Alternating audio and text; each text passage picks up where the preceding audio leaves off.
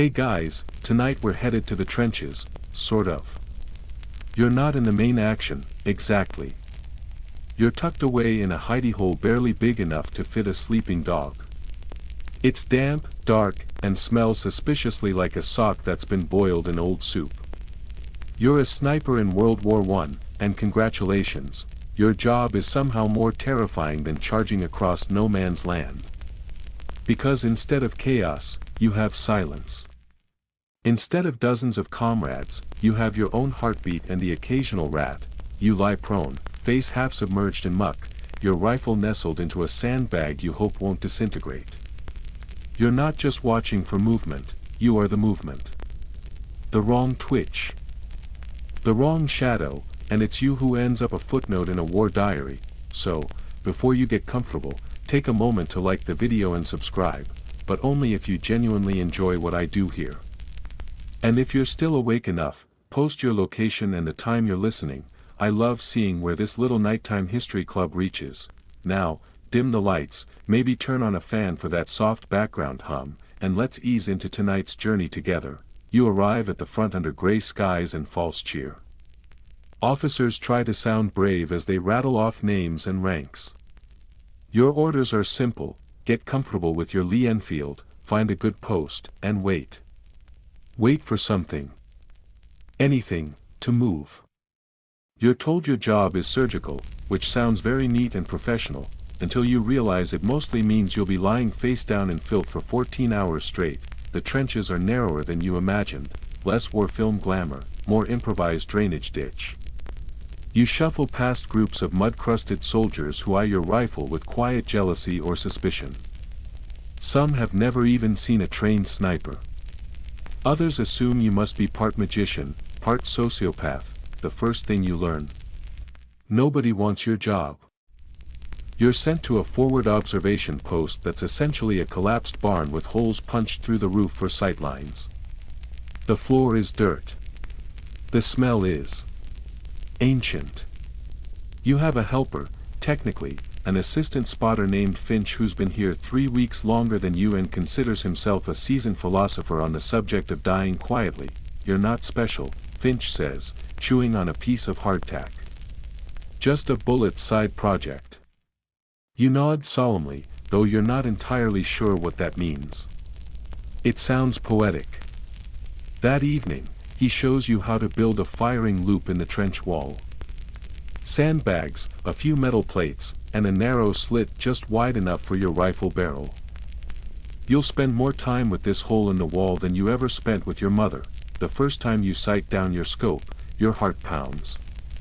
The lens shows a distant horizon, still, gray, featureless. You realize you could be staring at it for hours. Nothing moves. Nothing dares. The boredom sets in faster than expected. A few hours in, you spot your first target. Maybe. It might just be a hat on a stick. You line it up, hold your breath, and then sneeze into your sleeve at the worst possible moment. Your scope jars upward. Finch raises an eyebrow. Bless you, he whispers. Hope you didn't just bless the entire German trench. You don't take the shot. And that's fine. Patience, they say, is the sniper's most powerful weapon. But you're already realizing that the mind doesn't like silence. In the quiet, it starts inventing sounds. Whispers. Cracks. Footsteps that aren't there. Snipers were first seen as a novelty in this war, something from colonial stories. Sharpshooters in red coats picking off enemies from trees. But by 1915, both sides had realized the terrifying utility of having one man with perfect aim change the course of a morning. You don't wipe out battalions. You kill the signalman. The officer. The guy with the binoculars, and you do it without warning. But for now, you're just watching. You catalog details: a helmet left too high on a parapet. A glint of glass. Movement behind rubble. You take notes. Every inch of the landscape becomes your map. Your obsession. You even name a few rocks. There's Big Ugly, a chunk of limestone that looks like your ant, and Wobble top, a crooked bit of sandbag that sways slightly in the wind. It helps pass the time. It also helps you detect changes. If Wobble top ever disappears, someone's been tampering. You're told snipers often wait days for a single shot. You hope that's exaggerated. It's not. Some nights, you sleep in the trench. Other nights, you're moved to a hide, a camouflaged position built into the ground or inside a shattered building. These hides are cramped, claustrophobic, and full of insects. Once, you wake up with a slug crawling across your face. You name him Maurice and encourage him to move on. You learn quickly that your greatest enemies aren't Germans. They're foggy lenses, twitchy fingers, and trench gossip. One wrong shot, and suddenly everyone thinks you're a coward, a butcher, or worse, a glory seeker. The first time someone near you dies from a sniper's bullet, it's a sergeant who stood too high while lighting a cigarette. He crumples with no sound. You don't even see the flash. Just a red mist, and then the way everyone ducks instinctively, like falling is contagious. Finch mutters, "Never forget." They've got their own you out there. And that sticks with you. Somewhere, across the way, there's another guy with a scoped rifle, probably just as bored, just as cold, just as desperate to go home. But only one of you can still be breathing at the end of the week. You meet a veteran sniper who claims to have 80 confirmed kills. He's missing 2 fingers and has a nasty habit of humming lullabies while oiling his weapon. He tells you, don't name them. Don't think about what they were doing when you shot them. Think of them as buttons to be pressed. Easy advice. Impossible to follow. The French have their own methods. Their snipers sometimes use hollowed-out trees as lookout posts, complete with little doors and periscopes. You think that sounds charming, until you remember trees attract artillery like jam attracts bees. Historians still argue whether snipers made a major strategic impact or just served to increase paranoia. What's clear is the psychological toll, both for the hunted and the hunter. You start seeing eyes in every crack of rubble. You flinch when birds take flight. You learn to trust shadows more than sunlight. There's a myth, passed quietly between trench lines, that some snipers could shoot through a man's scope, clean through the lens. Into the eye, no chance to duck. It sounds impossible. Absurd. But then you hear of a German ace who supposedly did just that. You start covering your scope with mud, just in case.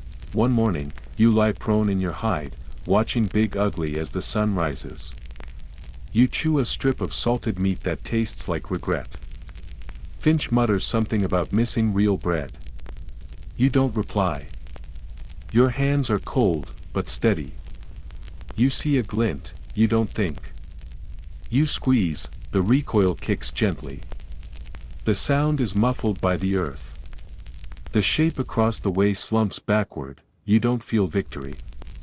You feel a strange calm, like you just placed the final piece in a puzzle that shouldn't have existed. You'll learn later that it wasn't anyone important. Just a runner.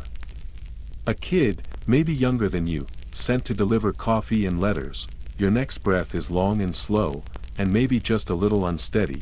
You don't cry. Not then. Not when Finch glances at you and says, "Nice shot." Not when you pack up your rifle and retreat to the trench to clean it like nothing happened. But later, that night, lying awake in your damp sleeping sack, you remember the way the figure dropped. Limp. Sudden. As if the world had just erased him mid-step. You wonder if someone is watching you now. Lining you up. Waiting for the same small mistake. You whisper, "Sorry," into the dark, though you're not sure who it's for. Around you, the trench snores and stinks and rustles with life. Mice skitter across your boots. A man 2 spots down is talking in his sleep, something about apricots. Finch has already curled up with his helmet pulled over his face. Tomorrow will be the same. Another post, another wait, another breath held for too long, and you're starting to understand that being a sniper isn't about pulling the trigger, it's about carrying the weight of what happens after. You roll onto your side and try not to think. Try not to picture faces. Try not to see the glint before the drop. Sleep doesn't come quickly, but it does come, eventually. The view never changes much. A sliver of torn earth, half-destroyed trees that look like burnt matchsticks, and distant sandbags. That's your whole world now. You stare through your scope so long that when you blink, your eyelids still frame everything in a perfect circle. You could probably sketch the enemy trench layout from memory at this point. Not that anyone's asking. You're posted in what the officers call a sniper's nest, which sounds cozy until you crawl into it. It's more like a glorified hole in a barn wall, with just enough room for your elbows and just enough splinters to make a beaver feel at home. Someone thoughtfully added a sack of straw for padding, which you immediately suspect was last used by a plague rat family reunion. You've brought your own gear, your rifle, a short magazine Lee Enfield Mk3, extra cartridges, your scope, a slightly foggy Warner Swayze, a biscuit tin, and a pair of socks that are more symbolic than functional. Your spotter is still Finch, who now spends half his day drawing cartoons of trench rats in your notebook. His latest masterpiece, a mouse saluting from inside a helmet. You know, Finch mutters one morning as you adjust your position, some say the real snipers are the lice. Tiny, methodical, and impossible to kill. You chuckle. Just a little. It's the kind of joke that keeps people sane. From your nest, you get to witness the full symphony of trench life without participating, the morning cigarette ritual. The occasional game of cards, and the endless, painful parade of letters from home. You catch a glimpse of a soldier reading a note and smiling so hard it looks like it hurts.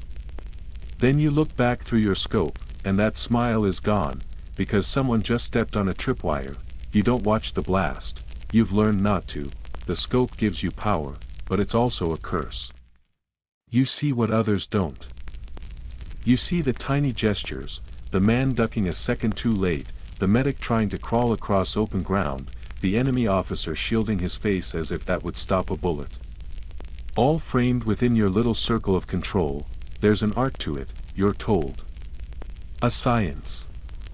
You learn to calculate wind speed by the way smoke drifts from a broken chimney. You start predicting bullet drop over distance like you're solving a math problem, except the X variable is someone's head. Historians note that by 1916, the British Army had begun to formally train snipers with instruction in range finding, observation, and camouflage. Before that, it was mostly guesswork and luck. Now, it's a grim little craft. You're expected to be part mathematician, part ghost. You take that seriously. Every morning before your shift, you run through checks. Sight alignment, barrel cleaning, scope polish. Finch calls it sniper yoga. You stretch, flex, breathe slowly. You've even stopped drinking tea beforehand to avoid the inevitable bathroom crisis mid-watch, which brings us to the next great challenge of sniper life, stillness. You learn quickly that stillness is pain. Not dramatic, scream-worthy pain. Just the creeping ache of limbs falling asleep and muscles locking in place. You lie on your stomach for 6 hours at a stretch. Your spine becomes a question mark. Your knees make popping noises when you stand. You've named the numb spot in your right thigh Sir Pins and Needles. And all this while staring through glass that fogs if you exhale wrong. If you blink too hard, it throws your focus. If you scratch your nose, you risk shifting your aim by a fraction of a degree, which, in sniper math, is the difference between a confirmed kill and a warning shot to a tree stump. You try different tricks. Chewing a stick of gum to stay alert. Resting your chin on your knuckles to keep your neck still. Finch once suggested stuffing cotton up one nostril to help with scope fog. But that just made you look like a very tense clown. Eventually, you figure out the perfect posture, elbows locked, cheekbone pressed against the stock, left eye closed, breath held, pulse timed. You become an organic machine with one job, but the job doesn't always deliver. More often than not, the enemy trench stays quiet. You wonder if the German sniper across from you is also lying there, scope up, waiting for you. It's a mutual paralysis. A silent duel between ghosts. One afternoon, something changes. The sun peeks through for once, casting everything in a harsh, silver light. You spot it, just a flash. A gleam, where no gleam should be. Your heart speeds up. Your finger tightens. Finch sees it too. That's a scope, he whispers. You line it up. Steady. Breathe. Squeeze, the shot cracks through the stillness. A soft puff of dust. Nothing else. Did you hit them? Did they duck? Is someone out there crawling away with half a face? You'll never know. That's one of the worst parts. The not knowing. You don't get to see your impact. You don't get a scoreboard. You just return to silence. That night, Finch tells you a story he heard from a French sniper. Apparently, during a lull in fighting, some German and Allied marksmen exchanged notes. Literal notes, written messages tied to rocks and tossed over no man's land. One read, "Very clever decoy this morning. Got me good. Well played." Historians still argue whether such exchanges were real or morale-boosting fiction. Either way, they sound just plausible enough to be true. Finch leans back and adds, "You know, the best shot ever made might have been one that never got fired." You ask what he means. He shrugs. Mercy. Timing. Restraint. Sometimes that's harder than pulling the trigger. You don't answer. But his words settle somewhere heavy inside you. The next morning, the weather turns. Rain slices sideways through the trench. Your nest becomes a puddle. You try lining your rifle case with wax paper to keep it dry. But everything gets soaked anyway. The scope fogs up faster. Your breath clouds the lens no matter what you try. You stop seeing the enemy. You stop seeing anything at all. Still, you lie there. Hours pass. You think about home. About your sister's wedding you missed. About the bakery you worked at before the war, where your biggest concern was burning a loaf of rye. You wonder if you could ever go back to kneading dough after this. You wonder if you'd even want to. Finch breaks the silence. What's the first thing you'll do if you make it home? You think. Sleep. On a mattress. With clean sheets. He laughs. Boring. I'm getting drunk and punching a clock tower. You both chuckle. It's a sleepy, thin sound, but it warms the trench. The laughter doesn't last long, because that afternoon, your nest is spotted. You don't know how. Maybe a glint from your scope. Maybe the slight shift in the sandbags. Maybe dumb luck, but a bullet slams into the wall inches from your face. You both duck. Your ears ring. Your heart jackhammers. Finch says nothing. You grab your rifle, belly crawl out of the nest, and move to a fallback spot 20 feet away. It's less stable. Less dry. But you're alive. You don't fire another shot that day. Instead, you lie still. Breathing shallow. Listening. Waiting for the next gleam in the distance. Knowing they're doing the same, that evening. You sit in the dugout beside Finch, eating a tin of something that claims to be beef stew. It smells like regret and old socks. Neither of you speaks much. The close call earlier still hangs in the air like damp fog. You wonder if that German sniper saw your face, just for a second, before they missed. Close one, Finch finally says, stirring his stew with the handle of a spoon he found in a crater last week. You nod. Could have been worse. Could have been a headshot. Could have been soup in your lap. You smirk, despite yourself. You've noticed that gallows humor is the default mode here. It's the only thing sharp enough to cut through dread. That, and song fragments. One guy in your unit hums "It's a Long Way to Tipperary" every morning while polishing his boots. Another swears by lullabies. You once caught Finch softly singing Twinkle, Twinkle during a thunderstorm. Do you think we're good at this? You ask suddenly. Finch raises an eyebrow. Sniping? No. Coping. He laughs, not loud, but sincere. No. Not at all. You both stare into the flickering lamp for a while. Outside, the rain begins again. It always does. The ground here has stopped pretending to be solid. Before you sleep, you check your rifle one more time. You wipe the barrel. Inspect the scope. Run your hand over the stock like it's a sleeping pet. You don't know if tomorrow will bring another shot. Another near miss. Another hour of silence, broken only by breath and heartbeat, but you'll be ready, because that's the only thing you can control: stillness. Focus. Waiting, always waiting. You don't remember when the days started blending together. One sunrise looks like the next, one layer of fog bleeds into the next, and you stop asking what day it is because no one ever answers with confidence. It's always just Tuesday-ish or 2 days after that gas shell landed near Johnson. You wake stiff, mouth dry, ears humming faintly from yesterday's shelling. You blink slowly, letting the world sharpen. Finch is already up, scribbling something in his notebook.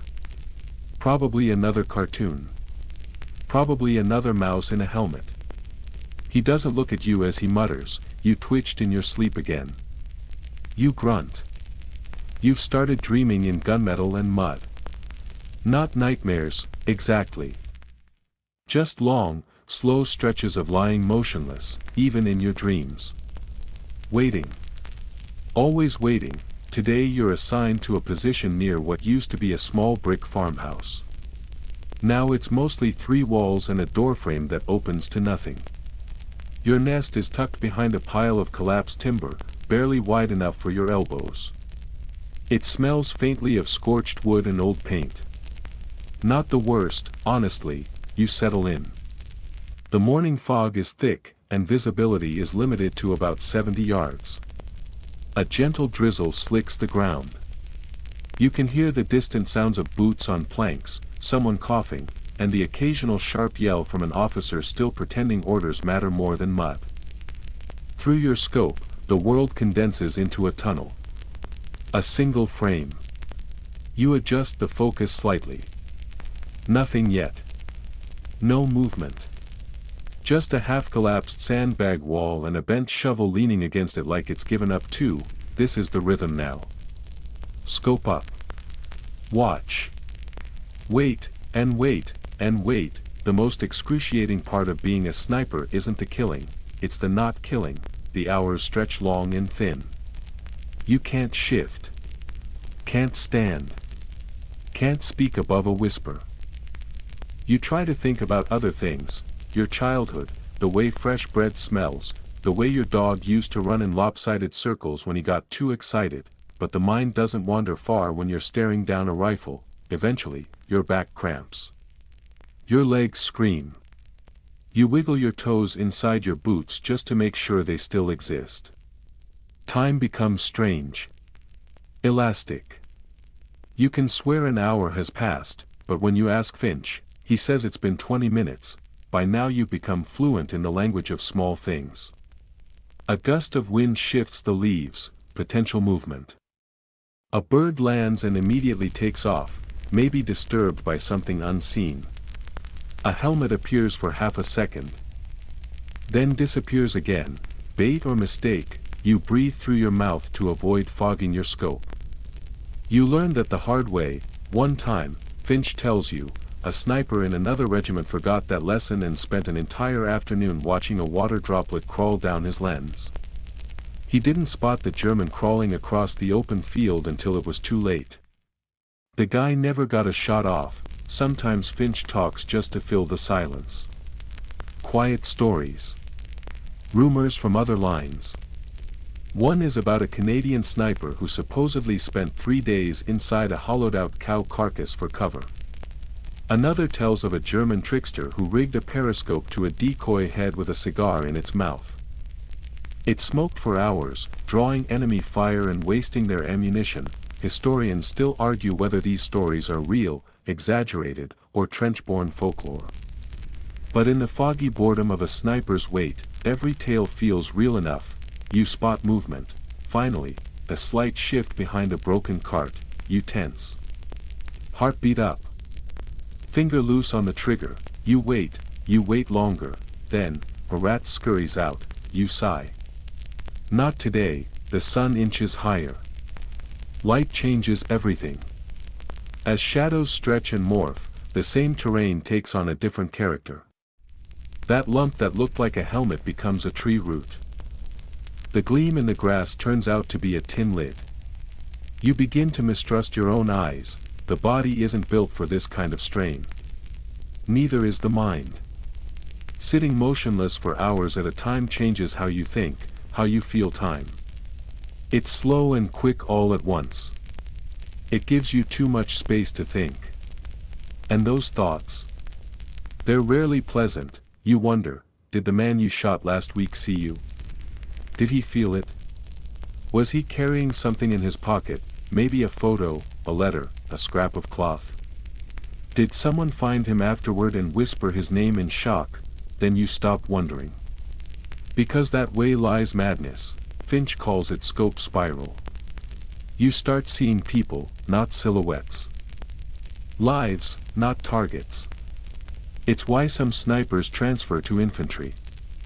It's why some go quiet and don't talk for days. It's why others carve notches into their rifle stock, not to boast, but to remember. Or to atone.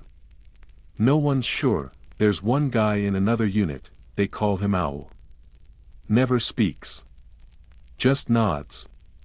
He's got over 50 confirmed kills, and his spotter swears he hasn't blinked since we're done. You wonder if you'll become like that.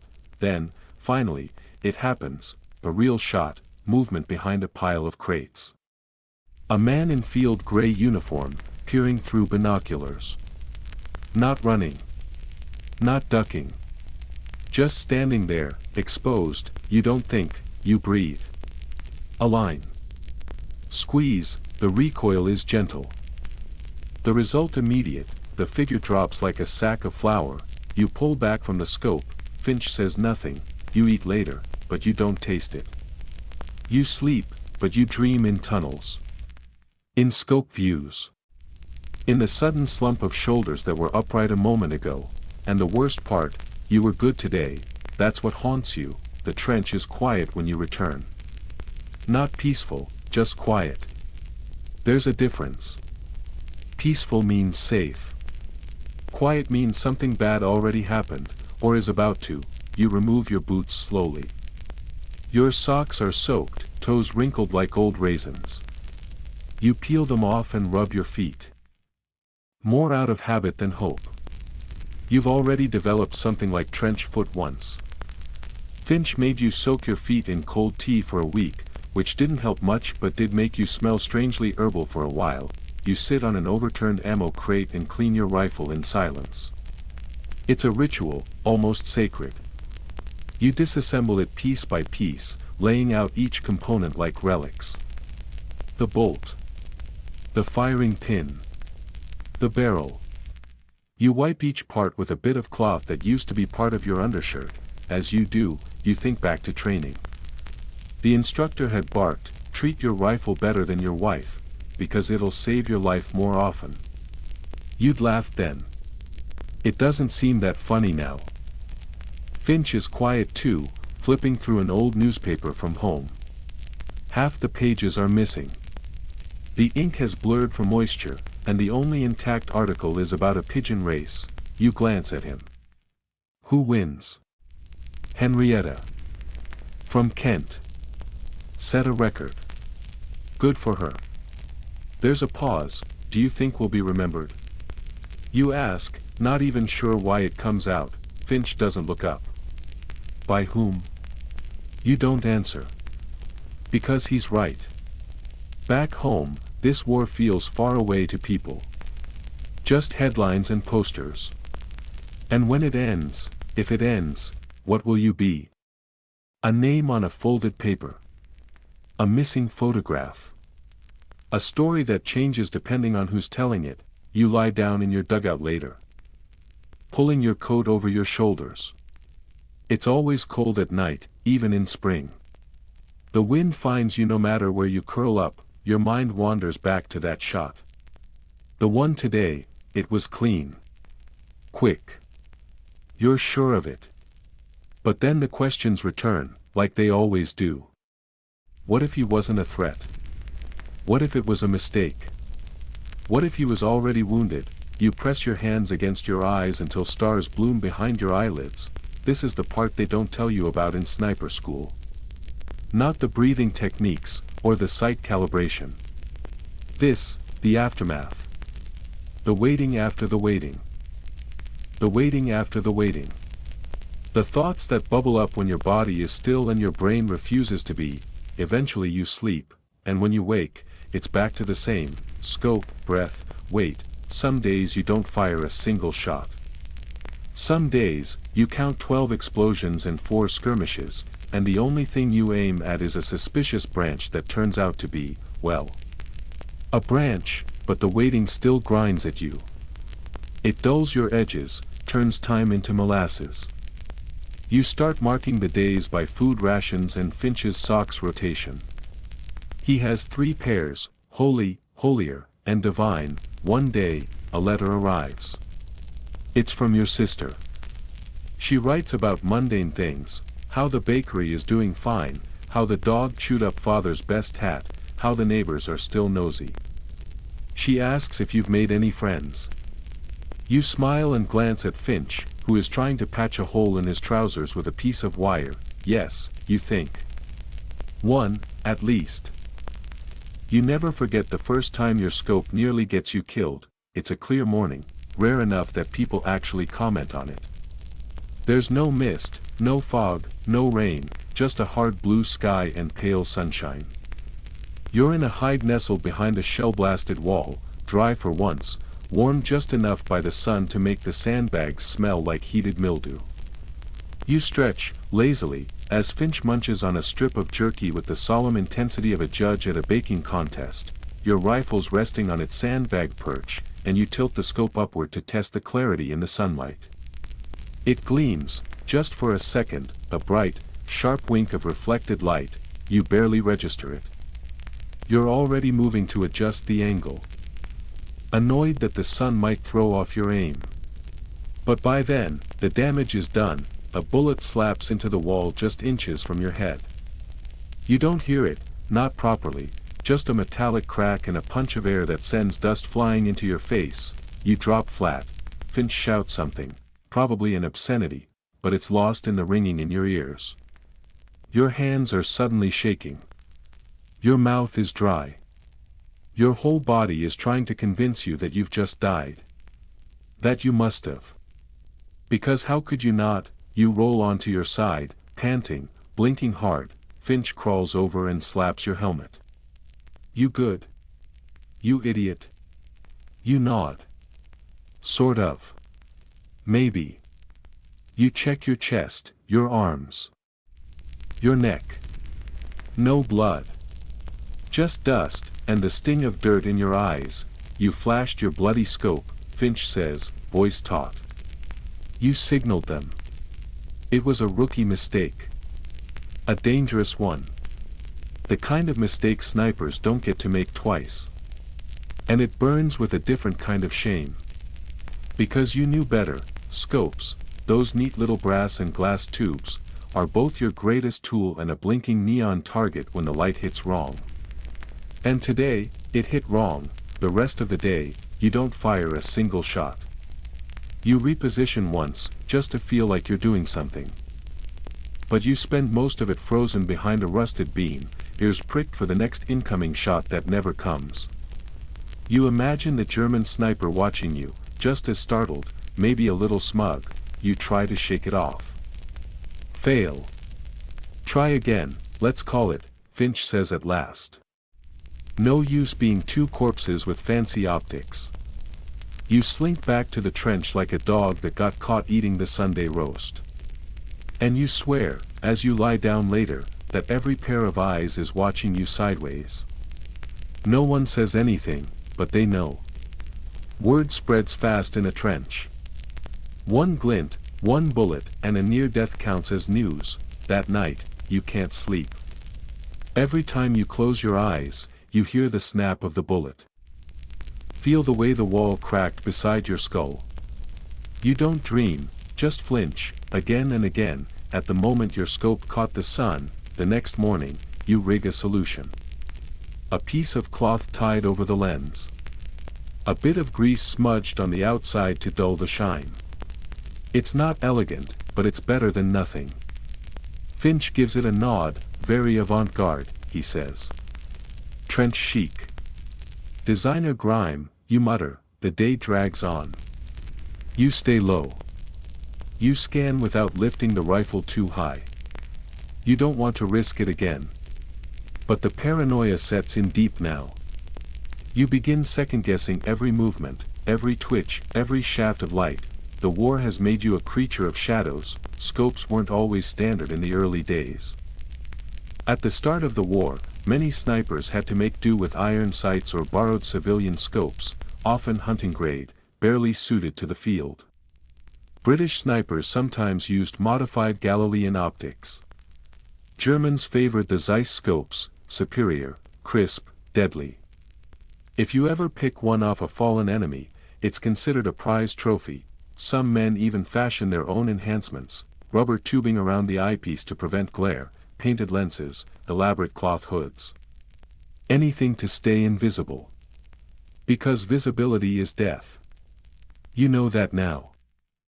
There's a story about a sniper who took a shot, then paused to admire his handiwork, face still to the glass. He never saw the return bullet. It came through his own scope, clean as a scalpel.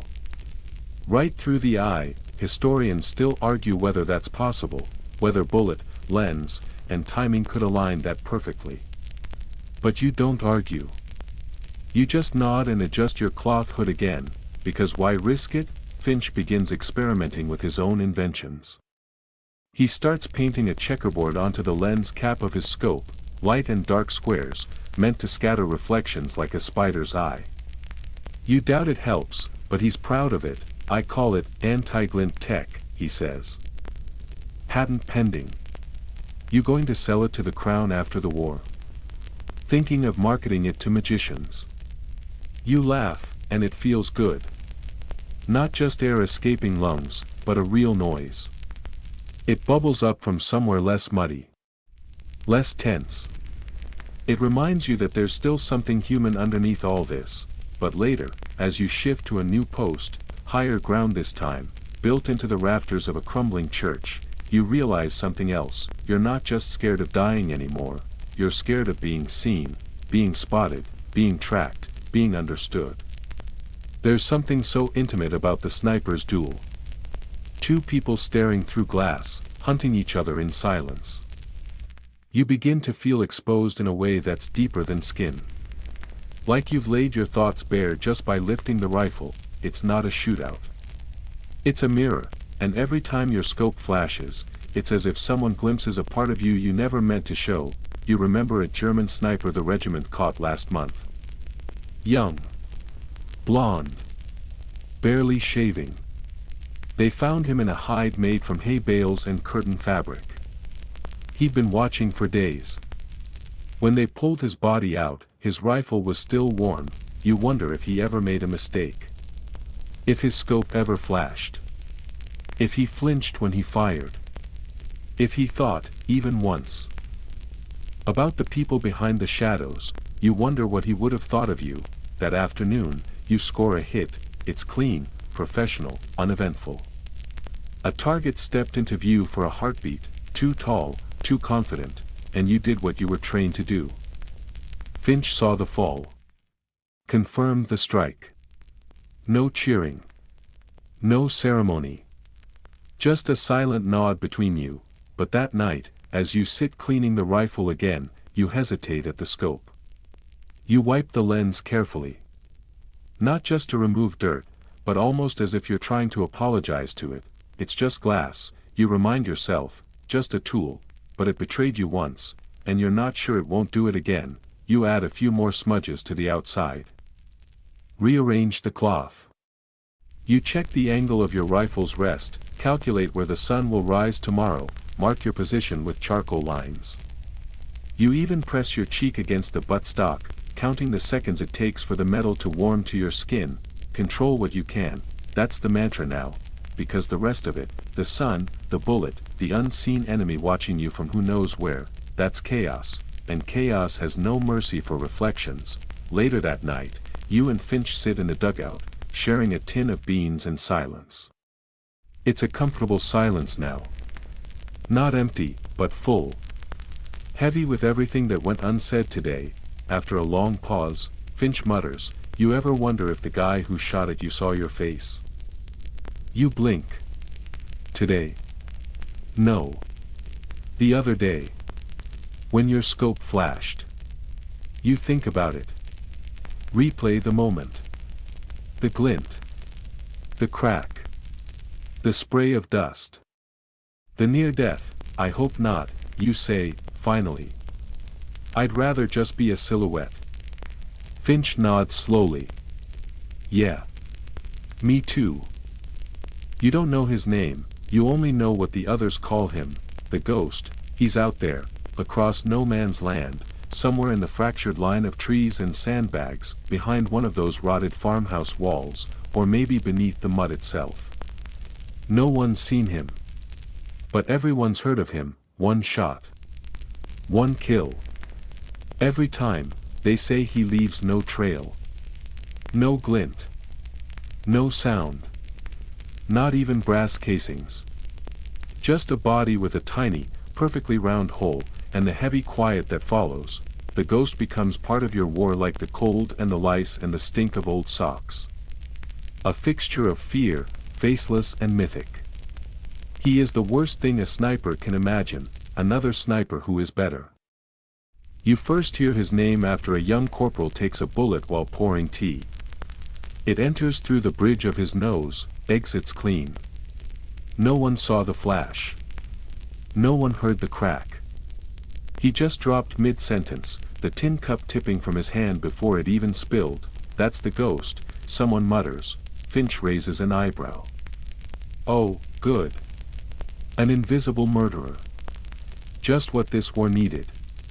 You try to laugh, but your mouth is dry. The next day, you and Finch are ordered to a new hide overlooking a bend in the enemy trench, recently active, possibly baited. Your commanding officer doesn't say why he's interested in this spot. He doesn't need to. The ghost's name is moving through the ranks like smoke. And smoke means fire. The hide is built into the base of a tree that somehow still stands, its trunk split like a broken tooth. There's a dark cavity at the base where someone's dug a recess, just wide enough for two people to squeeze in with their rifles and minimal dignity. It smells like old wood, wet socks, and stale fear. Finch coughs as you crawl in. You know what would be great? A trench with wallpaper. And a door. You smile. Barely. Then you unpack your scope, carefully wrapped in oiled cloth. You unwrap it like it's sacred, your fingers moving with practiced reverence.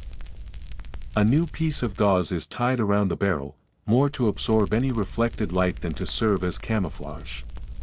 After what happened last week, you won't make the same mistake again. You settle in, and wait. Hours pass. Birdsong. Wind rustling the long, dead grass. Somewhere far behind you, an officer shouting something about a latrine schedule, but nothing from the trench across the way. No movement. Not even a helmet tip or a glint of glass. The tension builds slowly, like steam in a kettle. Not sharp, just persistent. Your shoulder starts to ache.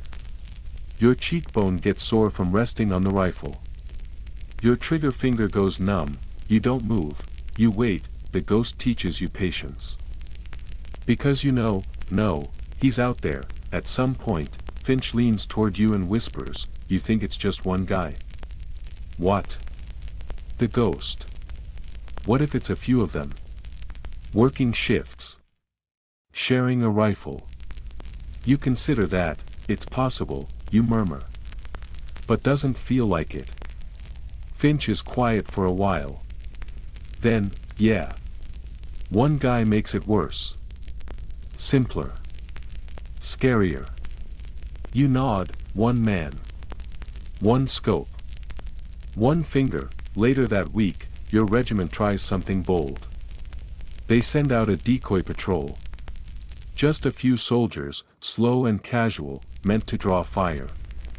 It's cruel, but tactical. You volunteer to observe, you don't fire a shot, you just watch. The patrol moves across the muddy flat like marionettes in a child's grim puppet show. You track them through your scope. Their boots squelch. Their helmets glint. One of them is whistling a tune, a defiance, maybe, or just a way to keep fear at bay, and then it happens. The lead soldier jerks sideways. Falls. Not a flail, just an instant collapse. No sound, no echo, you swing your scope, scanning, nothing, no muzzle flash. No smoke. No movement. Just the wind. The patrol scatters, dragging the body with them. The moment passes.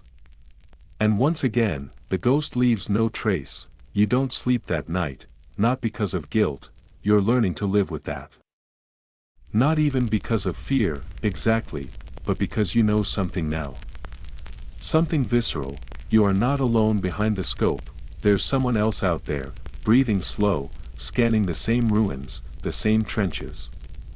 Waiting for you to make one mistake, you try to imagine what he looks like. Older? Younger? Sharp eyes? Steady hands? Does he curse in German when the wind shifts? Does he hum to himself in the silence? Does he ever hesitate? The next day, Finch draws him in your notebook. A silhouette, eyes like dark coins, rifle like an extension of his body. Below it, he writes, friendly reminder, he's not aiming for your socks. You smirk, but it fades quickly, because you know it's only a matter of time. And that time comes sooner than you expect. You're back in the tree hide. Same setup. Same tools. You and Finch barely speak anymore during these sessions, just hand signals, small nods. You've become a quiet machine, humming in unison. It's late afternoon when it happens, a flicker. Barely there, you swing your scope to the right, too fast, and catch it, a dark blur in a window frame. Maybe 300 meters. Partially obscured, you freeze, that's him, you know it, your breath slows, this is it, this is the moment, you align your scope. Focus. Squeeze, your shot cracks the silence, and the world holds its breath. Then, movement, someone ducks behind the wall, did you hit him? Finch is already repositioning. You follow. A new angle, a new vantage, you scan again, and again, nothing, you want to believe you hit him. That it's over. That the ghost is gone, but something in your gut twists, because you didn't see the fall, and the ghost always lets you see the fall. That night, you sit by the fire, shoulders tight, legs aching from the crawl back. Finch says nothing. Just tosses a pebble into the dirt every few seconds, like he's keeping time. Eventually, he mutters, he's still out there. You don't argue, you just look up at the sky, cloudless, full of stars, and wonder. Which one has your name on it? A week passes. Then too, no more sightings. No more bodies with perfect holes. Maybe your bullet found its mark after all, maybe he's gone, maybe, but every time you raise your scope now, your eyes flick left and right, double-checking every shadow. You adjust your cloth cover 3 times instead of 1. You paint the barrel black, wrap it in tape to muffle the click of metal, just in case, because the ghost isn't just a sniper anymore, he's part of your rhythm. Part of your breathing, part of the war inside your head. One night, Finch shares a story, one he's never told before. About a sniper on his old line. Good one. Quiet. Methodical. He used to keep a journal. Drew pictures in the margins. Then one day, they found him frozen in his post, eyes wide, fingers still curled around the trigger, no wound, no blood, just fear. They said he saw something, Finch says softly. Through the scope. Something that broke him. You wait, what was it? Finch shrugs. No one knows. Maybe his own face. That sticks with you, because you know the feeling. Sometimes, in the glass, you do see yourself. Not just your reflection, but the shape you've become. Silent. Cold. Waiting. A weapon dressed as a man. Maybe the ghost is still out there, maybe you killed him, or maybe, and this thought creeps in late at night when you can't stop your brain from pacing, the ghost isn't someone you meet. Maybe it's someone you become. You spend more time alone after that, not because you have to, but because the quiet starts to feel like armor. Out on the line, tucked in some ragged hide, the solitude presses against your back like an extra layer of wool. Heavy, but protective. You start talking less, too. Finch notices. He doesn't say anything for a few days. Just keeps passing you rations, nudging you when it's your turn on watch, sketching in that battered notebook of his. But one night, while the two of you are watching the moon rise over the edge of a sandbag wall, he finally asks, "Do you think he's still watching us?" You glance over. The ghost? Finch nods. You consider it. I don't think it matters anymore. Finch gives you a look, half confused, half impressed. That's cryptic. You shrug. Either he's dead, or he isn't. But I still move like he's watching. Still breathe like it counts. That doesn't change. Silence again, then Finch mutters, maybe that's how it works. Maybe that's why he was so good. He assumed we were watching him. It's a strange thought, that the best sniper might have been afraid of being seen, too. That maybe the whole war is a web of eyes behind glass, scanning, waiting, each afraid of the next. You both fall quiet again. And somewhere behind the trench, a dog barks once, sharply, then stops. A train whistle moans far away, impossibly distant. You stare down at your scope in your lap. Just glass and brass and ghost stories, and you wonder, not for the first time, how many more reflections it will take before you no longer recognize yourself. Section 6, you're back on the move again. Command wants you to scout a ridge beyond the orchard ruins, higher ground, more visibility, better angles. Of course, this also means it's more exposed, more dangerous, and likely to be mined, booby-trapped, or otherwise made unpleasant by the fine folks on the other side. You and Finch pack light. Just your rifles. Some food, dry socks, a thin blanket each, and the tools of the trade, scopes, maps, grease pencils, cloth wraps, a short length of wire, and 2 tin cans you'll never use for eating because they double as improvised urinals. You leave before sunrise, stepping carefully along the makeshift duckboards that weave through the safer parts of the front. As you pass a group of infantrymen, one of them salutes. Another makes the sign of the cross. Neither gesture feels comforting. The orchard, if you can still call it that, is just a clump of trees shattered by shellfire. Nothing grows here anymore except mushrooms and bad memories. You slink along a broken stone wall, pausing now and then to listen. No birds. No wind. Just the soft click of Finch's boots and the wet rhythm of your own breath. You reach the ridge by mid-morning. It's not much, a gentle rise of earth and rubble overlooking a narrow bend in enemy trench. But from here, you can see everything. You settle in behind a low wall, stacking stones to raise your sight line just enough. Finch sets up beside you, brushing dirt away with his sleeve, always meticulous. Feels too quiet, he mutters. It always does. You raise your scope, slow and steady. Your breath softens. Your body goes still. And the world shrinks. Through the lens, you see shadows of men moving, slow, cautious. One peeks around a corner, then vanishes. Another stokes a tiny fire behind a curtain of sandbags. you track them. Not to shoot. Just to know, to map their rhythm, because a sniper's first job isn't killing, it's knowing when a trench goes quiet for too long. When a helmet appears twice in the same place. When someone smokes from the wrong hand. Those tiny breaks in the pattern are everything. Today, there are none. No mistakes. No openings. Just the same worn rituals on both sides, boiling water, checking rifles, trying not to get killed before lunch. Still, you watch, sometimes. Finch taps your boot once to draw your attention. Other times, he doesn't need to. You just feel it, the way tension shifts in his body beside you, how his breath holds an instant longer than normal. You've developed your own language of silence now. By afternoon, the light changes. It always does. Not dramatically, just enough to cast new shadows. You adjust accordingly. Shift your weight. Recheck your angles, and then, something, a glint, far off, barely visible. Could be sunlight on metal. Could be nothing, but you feel it in your spine, you don't react. Not externally. Just hold your breath and scan the area slowly.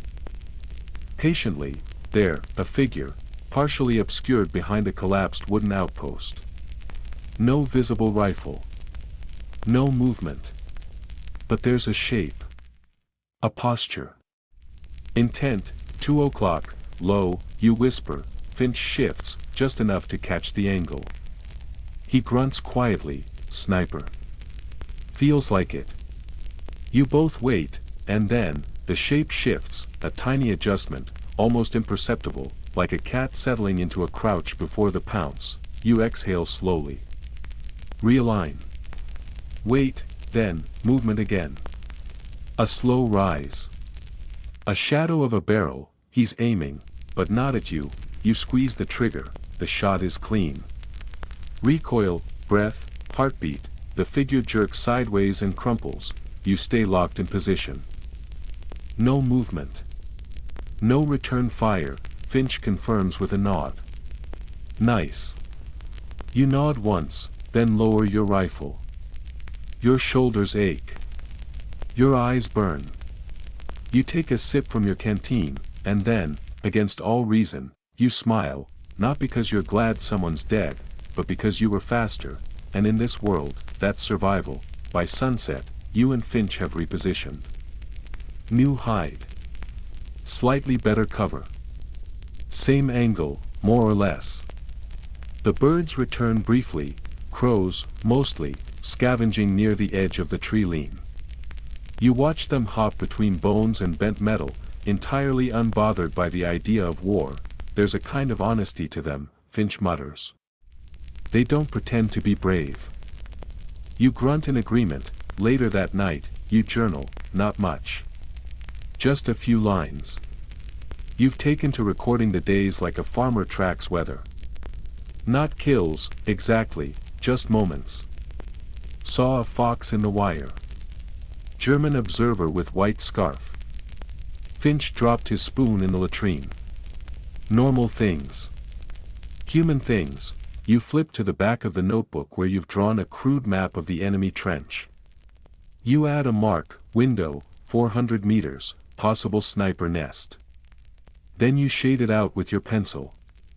No longer a threat, it's a strange ritual, the way you now track lives with the same detachment you once used for school exams or morning chores. Pass. Fail. Alive.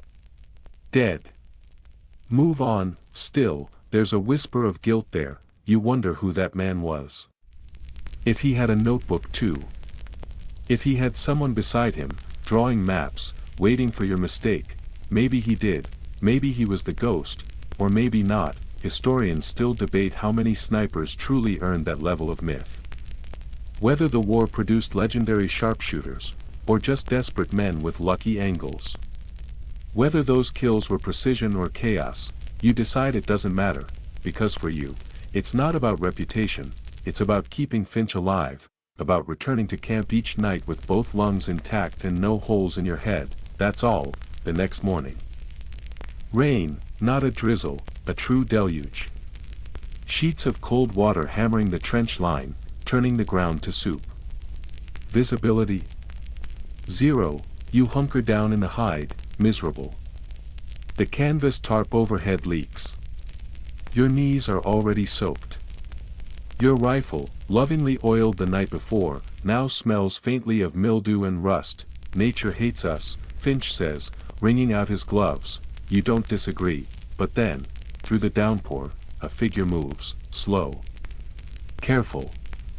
Dragging something heavy, you lift your scope, ignoring the rain, a stretcher, 2 enemy soldiers, hauling a third. No weapons visible. No helmets. One slips, falls, nearly drops the wounded man. It's not a trap, it's just misery. You watch them go, you don't lift your rifle. Finch doesn't say anything, but he sees it too. His eyes meet yours for a second, and you both nod, an unspoken agreement. Not today, because sometimes, in this war, the most important shots are the ones you don't take, the rest of the day is a washout. You move only when necessary. Keep your head down. Think too much, you wonder what your mother would say if she saw you now.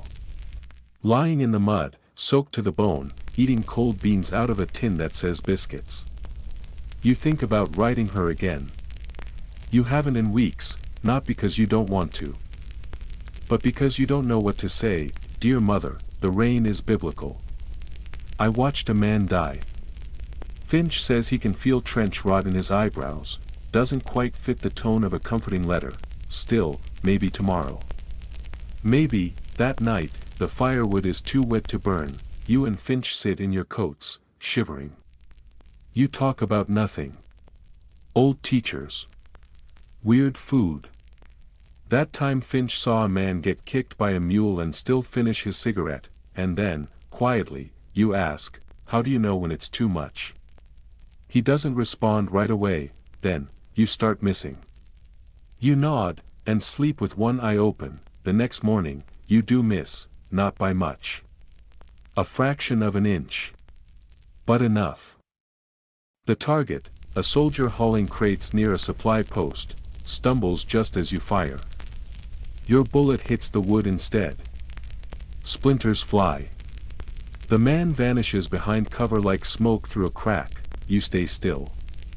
Try not to breathe too hard.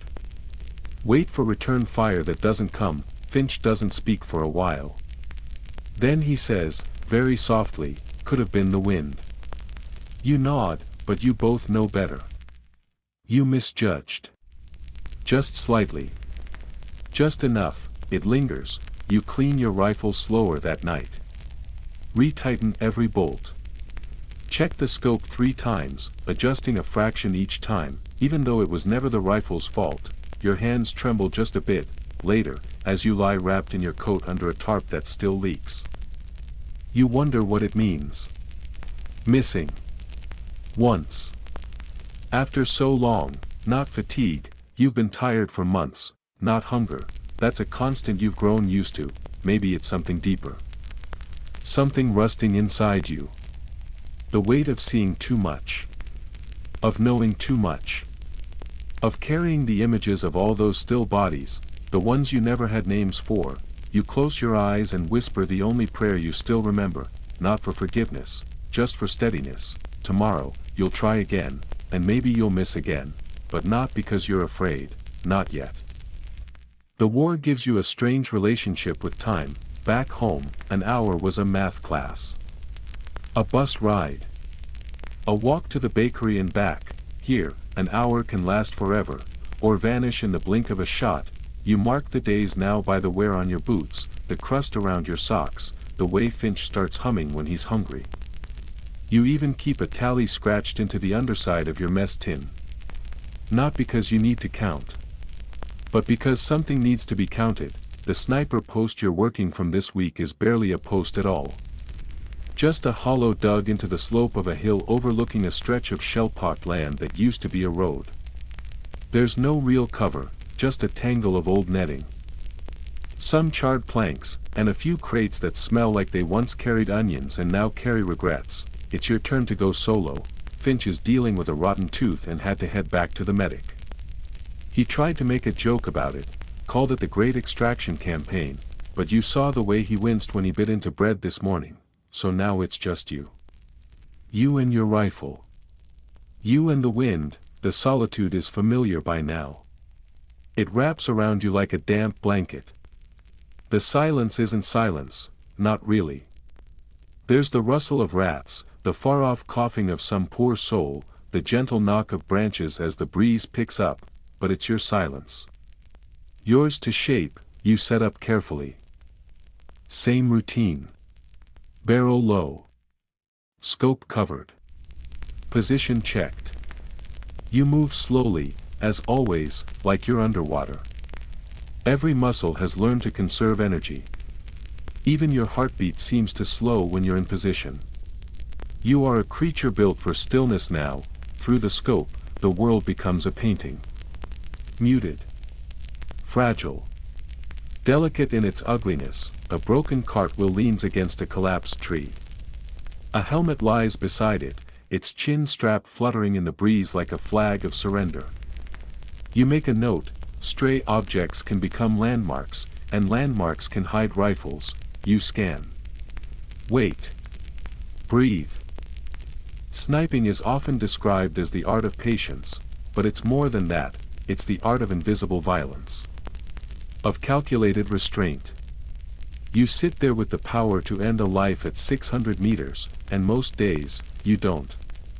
Not because you're merciful, but because there's nothing worth wasting a bullet on. Hours pass, your legs go numb. Your mouth dries out. You eat a biscuit without using your hands. You relieve yourself into a tin without moving your head. These are your victories now. At some point, you spot movement, just a flicker. A man carrying something along the edge of a trench. Could be ammo. Could be food. Could be nothing. You don't fire, it's too far. Too rushed. The light's wrong, but still, you log it. Mentally. That face. That movement. That rhythm. Maybe he'll return tomorrow. Maybe he'll be careless. And maybe, just maybe, he'll be your next target. You try not to think too hard about who he is. That's the trick. That's what keeps your fingers steady.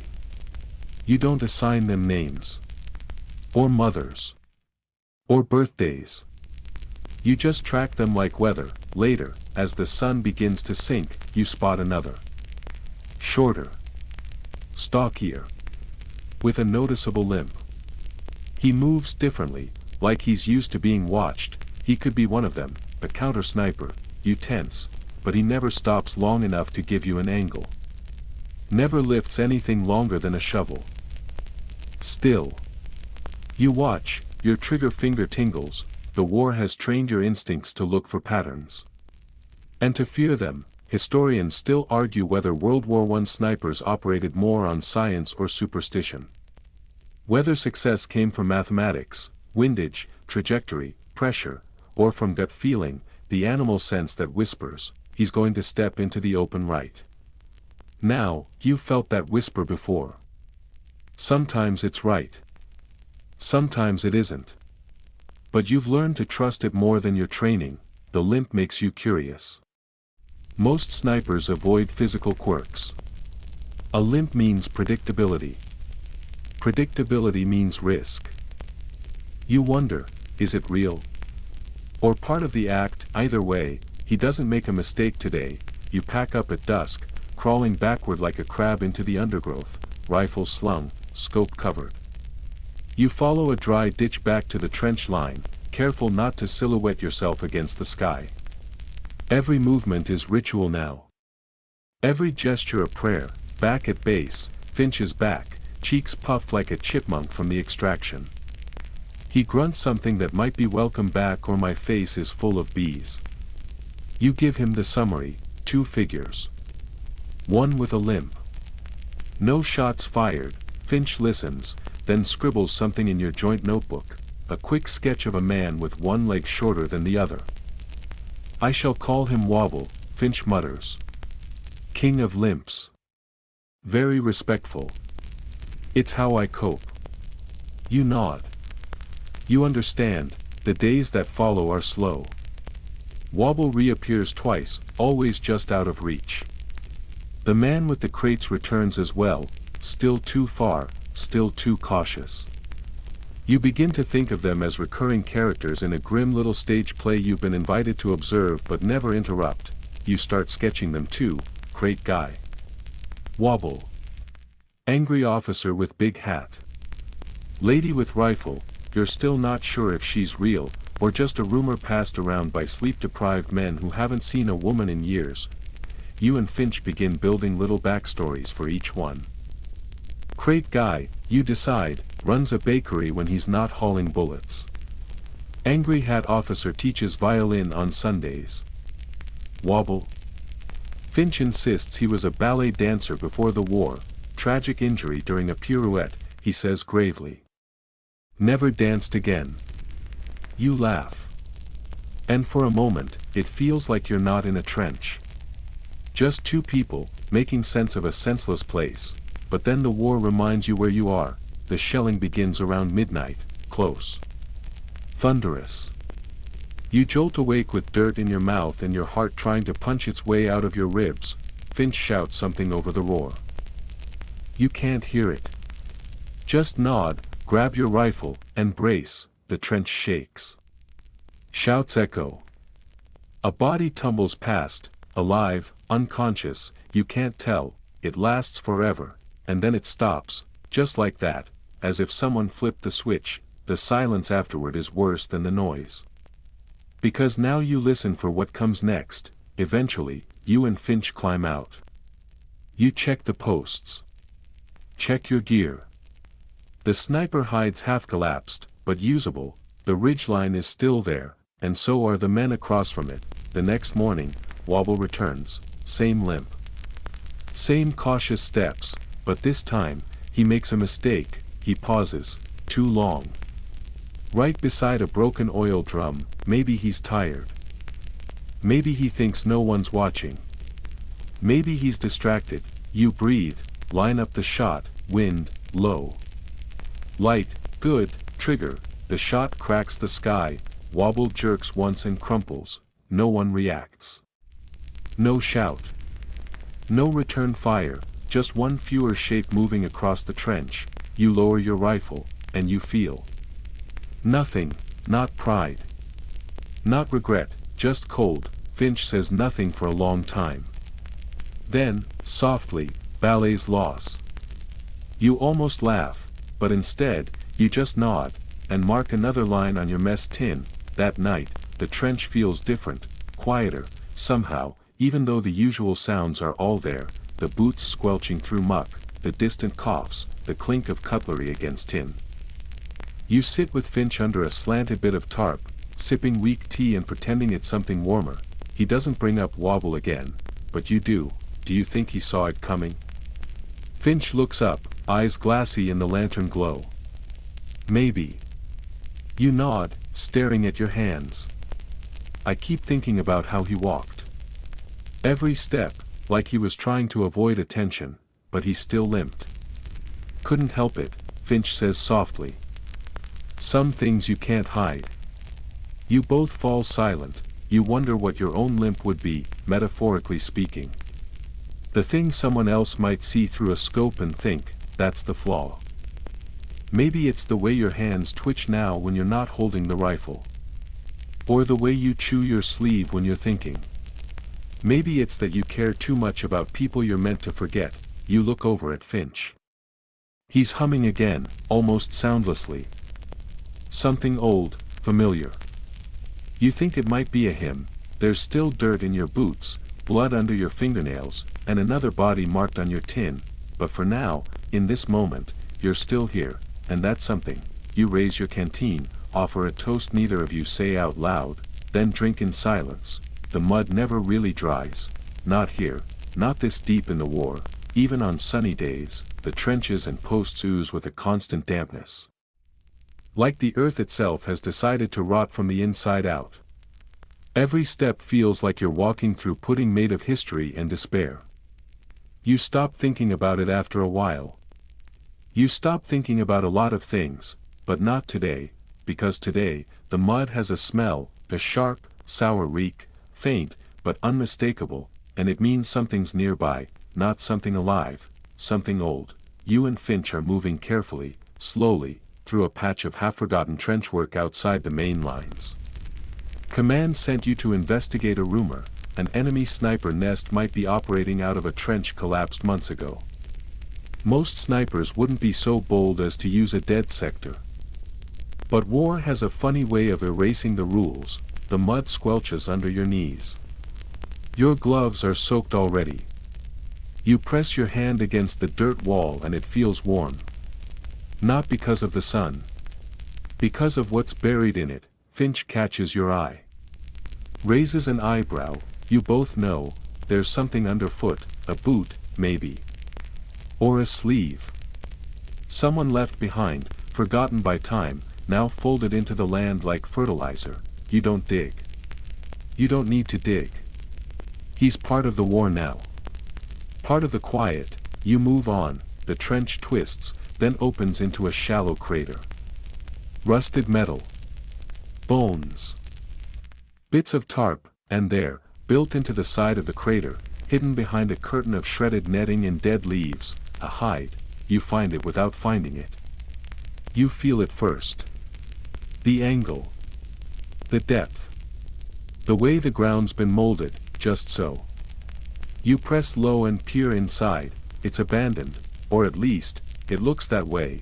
There's a length of wire nailed between two beams, once used to steady a rifle. A flattened mess tin, shaped to catch brass. A damp notebook, the ink mostly melted into blur. You slip inside, heart tight. It smells like mildew and cordite. A memory of gunfire. Of someone else breathing this same air. Finch crouches beside you, silent. You both know what this was. A sniper's post, and a good one. Whoever worked here knew their craft. The angle of cover. The padding on the floor. Even the blind spot, a small gap in the wall you wouldn't notice unless you were trained to look. This was active, Finch whispers. Recently. He nods. Look at the footings. You do. The ground has been disturbed. Not today. But not months ago, either. Someone has been here, maybe still is. You both sit for a while, listening. Waiting. Watching, nothing. Then you spot it, a cartridge, just one, tucked in the corner, half buried. You fish it out carefully. Wipe it on your sleeve. 7.92 millimeters, Mauser round. Finch exhales. German. You both already knew that. But now it's certain. You tuck the round into your pocket. Not as a trophy. Just as something to remember. The day passes slowly. You set up in the abandoned hide, just for a while. Just to see what he saw. The view is good. Clear shot of your sector. Excellent coverage. He could have picked off a dozen of your boys from here and vanished into the ground like a ghost. You adjust the scope. It's like trying on someone else's clothes. Doesn't quite fit. Too tight at the elbows. Too loose at the mind. You wonder about him. Was he quiet, like you? Did he work alone? Did he hum to himself in the dark? You find no name. No papers. Just the notebook, ruined by damp and time. But there's something on the inside cover. A sketch. It's not good. But it's unmistakably human. A flower, simple. A daisy, maybe. Lines blurred, petals soft. You stare at it for a long time, then close the book. When you return to your own post that night, you clean your rifle slower than usual. Your movements are careful. Thoughtful. You keep seeing the hide in your mind, its perfect angles, its damp floor, that single brass casing like a breadcrumb left behind. You don't say much to Finch, but you do ask, do you think he had a name? Finch shrugs. They all did. You sit with that. They always tell us not to name things, you say. Not to humanize the enemy. But what if? That's the only way to stay sane. Finch leans back, eyes to the sky. Or the fastest way to lose your mind. You both fall silent again. In the distance, someone starts playing a harmonica. Badly. You can't place the tune, but it doesn't matter. It's enough that someone's trying. The next day, you return to the hide, not to use it, to bury it. You and Finch work without words. You collapse the beams. Scatter the netting. Fill in the entrance with mud and broken bricks. You do it slowly, carefully, like you're closing a door that should have stayed locked. When it's done, you mark it with a stone. Not a headstone. Just a stone, something. You walk back in silence. That night, you dream, you're in a field. Wide, endless. No trenches. No guns. Just grass. And someone's there, just ahead. You try to get closer, but he keeps disappearing. Always just out of reach. You never see his face. You wake up with your hands clenched around the blanket. The war is quieter the next day, not better. Just quieter, no shelling. No sniper duels. Just the occasional shout. A barked order. A cough. You and Finch are assigned to spot duty again. Nothing special, just rotating through lookout points along the line. Watching. Waiting, the same rhythm. You settle into it like an old coat, but something's changed. You can't stop thinking about that hide, about the sketch, about the sniper who built a nest in a graveyard and kept drawing flowers. The war teaches you a strange kind of empathy, not kindness. Not softness, but understanding. You don't have to forgive someone to see yourself in them. You don't have to agree with what they did to know why they did it. Somewhere out there, the enemy is cleaning his own rifle. Wiping down his own scope. Making up stories about you. You wonder what he calls you, if you have a nickname, if he sketches the faces he sees through the glass, just to remember they were real. Later that week, a new sniper joins your company, young. Too young, he's jumpy. Talks too fast. Fidgets with his gloves. Finch calls him Sparrow. You take him out once. Just to watch. Just to see how he moves. He's decent. Green, but steady. He breathes through the shot. Doesn't flinch. Doesn't blink too much. After the patrol, he asks you, how many? You pause. Does it help to know? He looks down. They told me it would. You nod. They say a lot of things. You don't tell him the number. You stopped counting after the fifth, not out of shame, just because the number started to feel like someone else's. You offer him your canteen, he takes it. Drinks. Do you ever feel watched? He asks. You don't answer, because the truth is, yes, always, not by the enemy, by yourself, by the version of you from before the war. The one who used to read books, and climb trees, and whistle through his teeth when he was nervous. He watches every shot, every silence, every time you step over a body without looking, and he wonders where he went. You don't have an answer for him. Just another day, just another mark on the tin.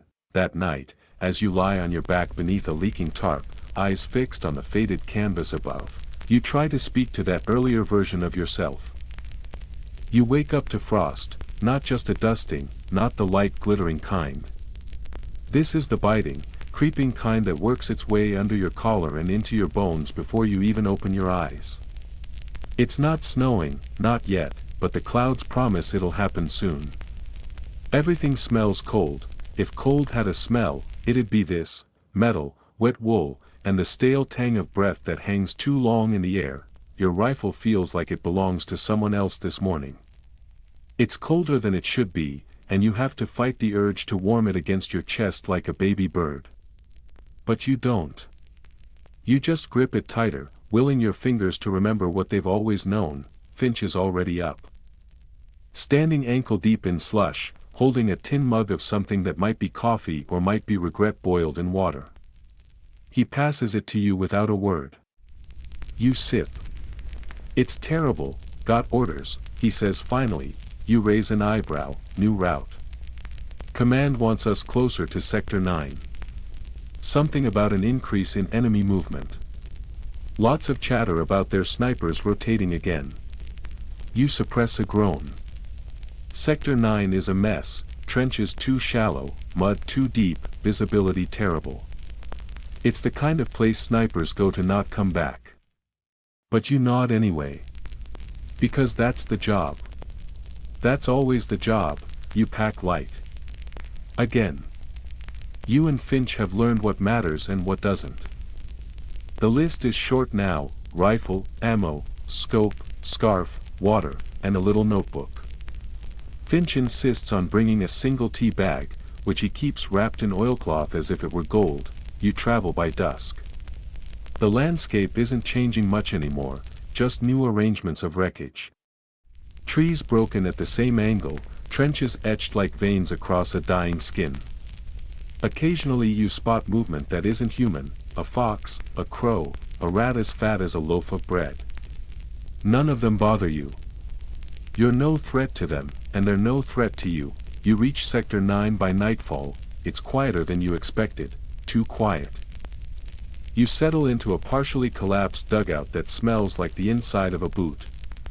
It's cramped, wet, and probably home to a family of mice who now have to deal with your boots invading their space. Finch breaks the silence after a while. You think they know we're here. You shrug. They always know. It's just whether they care. And tonight, they don't seem to. You drift into sleep with your rifle beside you, wrapped in oilcloth like a gift you're afraid to open. The next day, you begin your work. The sniper hide here is terrible. Too exposed. Poor lines of sight. But you make do. You always make do. You and Finch spend hours adjusting canvas, stacking dirt, filling sandbags. Every moment you're not on the rifle is spent preparing to be on the rifle. That's the rule. When it's ready, you lie prone in the mud, eye to the scope, and begin the old ritual: scan. Note. Observe. Breathe. The enemy trench across from you is oddly still, no movement. No signs of life. That's what scares you the most, because this is bait, you whisper to Finch. Feels wrong. He nods. Like a play waiting for the first actor. You don't shoot. You don't even blink aggressively. Instead, you watch, and after an hour, it happens: a hand. Just one. Rising up slowly from behind a crate. Just enough to hold something: a cigarette. It's lit. Glowing softly in the gray light. No face. No helmet.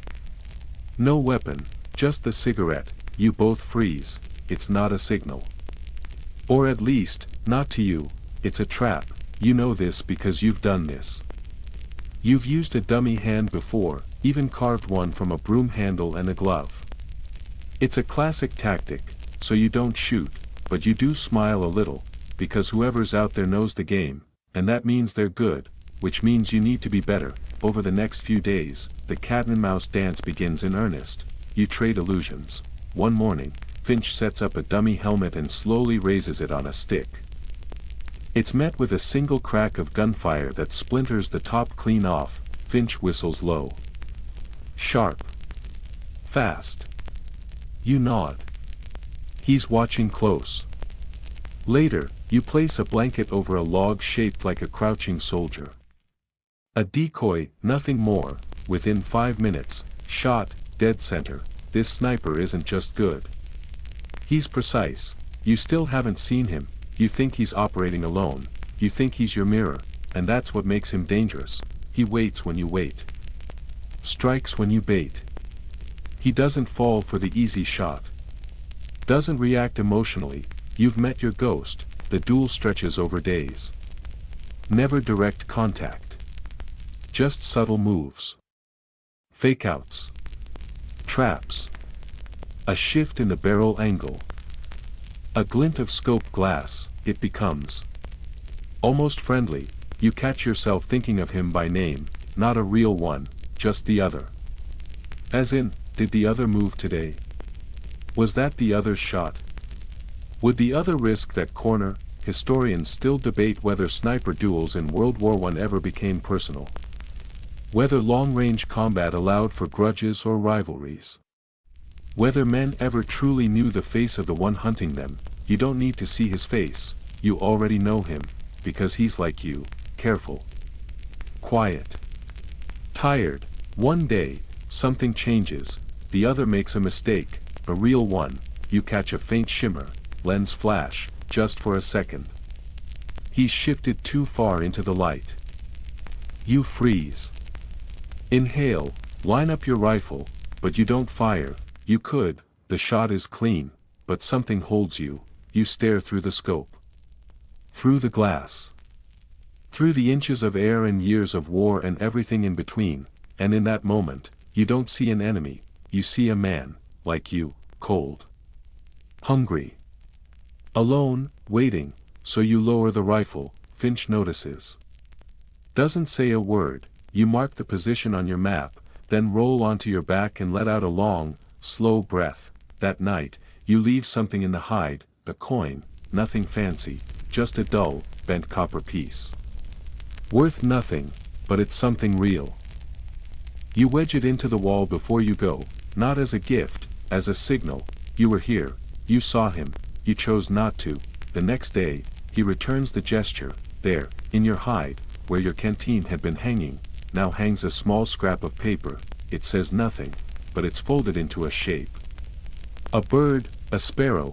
You stare at it for a long time. Finch says softly, looks like we're not the only ones who name things. You both smile, no words, no gunfire, just respect. After that, the duel fades, you don't know if he's pulled back. Or if command reassigned him. Or if, he's simply gone, but the air is different, less tight, less hunted. You still watch, you still guard. But it's like the air has learned to breathe again. One night, a young soldier joins you for watch. He's bright-eyed, trembling, asks too many questions. You answer a few, then, without thinking, you tell him, look for movement at the edges. Not the center. That's where they'll be. He nods. You don't tell him about the other. That story doesn't belong to anyone now, just you, and the frost, and the sparrow. You keep the folded sparrow, tucked into the pages of your notebook, between a sketch of a tree you saw once and the inventory list of bullets you've used this week. It doesn't weigh anything, not really, but it feels heavier than it should. Like it's soaked with meaning you're not quite ready to unfold. You don't tell anyone about it, not even Finch. Not because you're hiding it, but because there's nothing to say that words wouldn't ruin. It becomes your quiet talisman. In the days that follow, you carry it everywhere. When the wind howls through the trenches like some ancient animal. When the food arrives late. When command sends another batch of boys barely out of school, eyes wide and hands unsteady, you think of the sparrow, and what it meant for someone like you, someone on the other end of a scope, to pause, to fold something with their hands, to leave a message that says, I saw you. And I let you be. In a war built on decisions measured in heartbeats, restraint becomes its own kind of defiance. You lie awake some nights wondering where he is now, dead, transferred, lying in another hide, watching another boy hesitate. Maybe he carries something from you too. Maybe he tells a story about the sniper who didn't pull the trigger. Or maybe he doesn't. Maybe, like you, he just remembers. The shape of the air between the two of you, the mutual breath held, the decision not made. You trace the fold of the paper with your thumb, and keep watching. You're not superstitious, at least, you tell yourself that. You believe in training. In instinct honed by repetition. In a good rifle, a clear scope, a steady hand. But after so many weeks in the mud, in the hush, in the long spaces between life and death, even you start to notice the patterns, like how every time you see a spider web intact in the morning, the day goes smoothly, or how Finch always hums before something bad happens, or how, without fail, if you dream of rain, someone doesn't make it through the next watch. You don't talk about this with the others. The new lads would think you were cracked. And maybe you are. But there's a rhythm to survival here. And rhythm, even the invisible kind, is what keeps you steady. Today, the rhythm is wrong. You wake to a sky the color of dirty wool. A light drizzle slicks everything. Even the dirt feels sluggish. Finch is already up, writing something in his little notepad. Probably another letter he'll never send. He looks at you and doesn't speak. That's what tells you something's off. Breakfast is cold beans, barely warmed over a reluctant fire. The trench smells worse than usual, mold, smoke, a lingering metallic tang that tells you someone bled here recently. Not a lot. Just enough to seep into the planks. Then come the orders. You're to move forward, a new ridge, newly captured. Sniper teams are to set up early. Hold ground. Monitor. Engage. You and Finch exchange a glance. No words, just a nod. You've done this before. That doesn't make it easier. The march out is quiet. The new position is higher ground, but that means it's also more exposed. The path there winds through shattered tree stumps and the remains of a village whose name no one bothers to say aloud anymore. Only the stone outline of foundations remain. You find your hide on the edge of a shallow slope overlooking a field crisscrossed with trench lines and crater lips. It's decent. Someone must have prepared it last night. Dug low, camouflaged well, with a narrow firing slit that opens just enough to give you coverage over a key choke point, you slip in. Finch takes a spot beside you, and you begin. The stillness is familiar. Your breathing slows. Your mind narrows. At first, nothing, then, movement. You spot a runner, too far for a clean shot. He's ducking low, moving fast. But it's not just the run that catches your eye, it's the way he pivots, zigzagging, avoiding the obvious paths. Trained, he knows you're watching, you let him go. One round isn't worth the trade, then, another, this one slower. Carrying something bulky. His coat flaps open just enough for you to see it, the black square of a field radio. You breathe in, wind steady. Distance, 420 meters. Elevation, slight decline. No obstructions, exhale, squeeze, the crack feels louder than usual. The recoil sharper. The result immediate, the runner folds forward mid-stride, the radio hits the ground hard, you watch, wait, no return fire, not yet, Finch mutters, nice. You don't answer, because something about it feels wrong, not the shot, the reaction, there isn't one. An officer, a radio operator, normally that kind of loss triggers chaos. But nothing moves on the enemy's side. No shift in patrol. No urgent scramble. Just stillness, like they were expecting it. You stay down longer than usual. Scope on the far side of the field. Watching. Listening, and then you see it, not a man, not a movement, a glint, just for a second. To the far right. From a patch of brush that should be empty, you shift. Slow. Careful, Finch leans in. You see it? Yeah. Counter? Probably. You stay prone, not blinking, and then, it comes, the crack of a rifle, too close, you feel the breath of it. Hear the dirt kick up just behind your neck, you roll sideways, flattening. Finch curses, scuttling behind a crate, another shot. You don't wait, you grab your rifle, shift positions. This is a sniper duel now, and it's serious. This one isn't like the other. No silent nods. No folded paper birds. This one is here to kill. You don't have a good visual. The glint gave away his position, but not enough. He's buried deep in cover. You think about baiting a shot, but that risks Finch. Instead, you wait, you lie still for 20 minutes. 30, the rain thickens. Visibility drops, and then, he moves, Just a breath too fast, a twitch, you see it, and that's enough. Your shot is instinct, one squeeze. One kick, you don't wait to confirm, you already know, because he would have gotten you first if he had the angle. You breathe again, Finch does too. Loudly, lucky, he says, you shake your head. He rushed it. He rushed you. You nod, and somehow, that feels worse, because that shot didn't feel like strategy, it felt like anger. Later, as you check the field, you spot the body. Not close. But enough to see, he was older, gray in the beard. Weathered hands, experienced, you wonder why he rushed. Why he didn't wait longer. Why he came out of cover. Maybe he was tired. Maybe command pushed him. Maybe he didn't care if he made it back. Historians still argue about the mental toll of long-term sniper duty. Whether it degrades faster than frontline combat, or just in different, slower ways. Some say the silence is what kills you. Others say it's the knowing. The endless, quiet knowing. You return to the hide, sit down, Finch offers you the tea bag, you both laugh, it's bitter. But warm, and that's enough.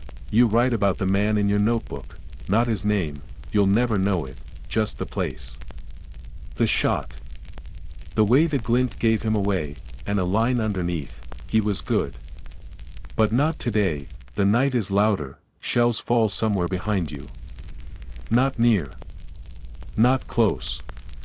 But loud enough to make you flinch. You sit in the dark with your back against the wall, listening to the earth thump and tremble. Finch is asleep. Curled under a tarp, breathing slow, you look out through the slit in the hide, and see nothing. But you know the next sniper is already setting up, because this game doesn't end. For every one you outlast, another is trained, another is sent. The rifles never sleep, the scopes never close. You shift your weight, feel something in your pocket, the folded sparrow. You pull it out, carefully, hold it in your palm, still neat. Still perfect. You look at it, then look out again, and fold your fingers around it, tight. Tomorrow, you'll aim again, but tonight, just for now, you let the bird rest. You drift off without meaning to, just a few minutes, maybe less. But when you wake, your neck aches, your fingers have gone stiff, and the sparrow is still curled in your hand. You unfold your grip slowly, half expecting the paper to have dissolved from the damp. But it's intact. Crisp edges. Neat folds. You study it for a long moment, then tuck it away again. There's something comforting in its weightless presence. A reminder that even here, among mud, death, and ghosts, someone once had enough stillness in their fingers to make something delicate. You envy that. You try to sleep again, but your eyes stay open, scanning the darkness out of habit. And soon, you see it, a light, far across the field, faint and fluttering, like someone's trying to read a map under a blanket. It glows, vanishes, reappears. You nudge Finch awake with your boot, he grunts. Then follows your gaze. Too bright, he whispers. Too obvious. Bait? You ask, could be. You raise the rifle slowly, scope catching only shadows, then, the light goes out, just like that. Finch mutters, that's not bait. That's nerves. And he's right, someone out there is afraid, a replacement, maybe. A new sniper learning the ropes. Or just a boy who couldn't sleep and wanted to read one more letter from home before sunrise. You don't take the shot, not because you can't, because you remember what that fear feels like, the first time you held your rifle in real silence. The first time you realized you might die with mud in your teeth and no one to bury you properly. You lower your weapon, and Finch does too. Let him be, you say softly. Finch nods. Some nights, mercy is your only rebellion, and some enemies don't need to be punished, they're already surviving the same war you are. The war doesn't pause for the cold, it grinds on, slow and relentless, like the gears of some ancient, half-broken machine that no one remembers how to shut off. Even now, as snow begins to creep into the edges of the trenches and freeze your breath midair, the business of killing keeps to its schedule. Every morning, reports are filed, Every evening, coordinates are red. The sky goes gray earlier, and the silence gets longer. But the war does not sleep. You don't talk about it, but something in you has shifted. Maybe it was the folded sparrow. Maybe it was that glint in the scope, the one you chose not to answer. Or maybe it's just fatigue, deep in your marrow. Either way, you're not the same as you were. You still shoot, when you have to, but you've stopped chasing ghosts. Instead, you focus on protection. Covering troops during repairs. Watching no man's land for signs of movement. Scanning the ridgelines not for a target, but for a warning. You've become less a weapon, more a shield, and yet, in the stillness between patrols, you think about them. The ones you never saw, the ones you missed, or the ones who missed you. There's a story Finch tells sometimes. Only after too much tea and too little rest. It's about a sniper, maybe French, maybe German, no one's sure, who set up a dummy of himself in a trench, slumped over with a hat on, and let it sit there all day. Just enough to draw fire, and every time someone shot at it, he'd mark the angle, adjust his scope, and write something in a notebook. Nobody knows if he ever fired back. Some say he just wanted to understand. Finch calls him the Watcher. You wonder if that story's about you. Because lately, all you seem to do is watch. One morning, you wake before dawn and realize you've memorized every angle of the trench. Every knot in the wood planks. Every ripple in the tarp above your head. You could draw it with your eyes closed. And in your dreams, you do. That's when the orders change. It's subtle at first.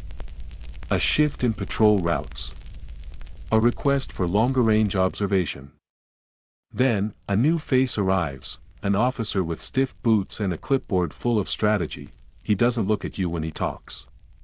Just at the map, you're being reassigned, he says. You blink. Where? Behind the lines. New sniper school. They need experienced hands to train the next batch. Finch says nothing.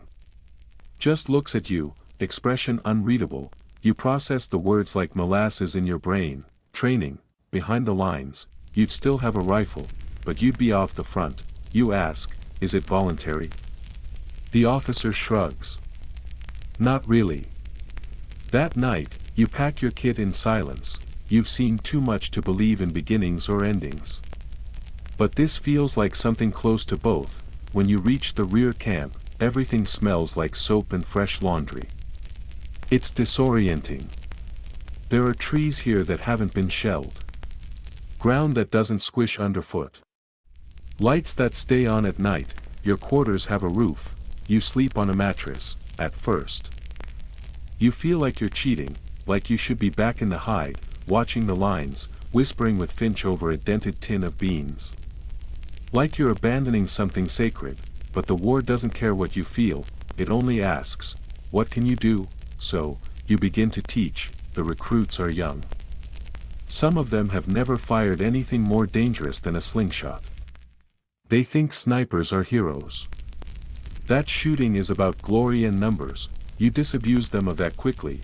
You show them the rifle. How to clean it. How to sight it. You show them how to wait, how the shot is only the last thing you do, not the first. You tell them about wind, about patience, about breathing. You do not tell them about the folded sparrow, or Wobble, or the way Finch hums right before someone dies, but you do tell them this: if you don't care who you shoot, the war will use you up twice as fast. They don't understand yet. They will. One boy, Renner, is promising. Quiet. Methodical. Eyes like glass, always watching. He reminds you of you. After drills, he lingers. Asks questions.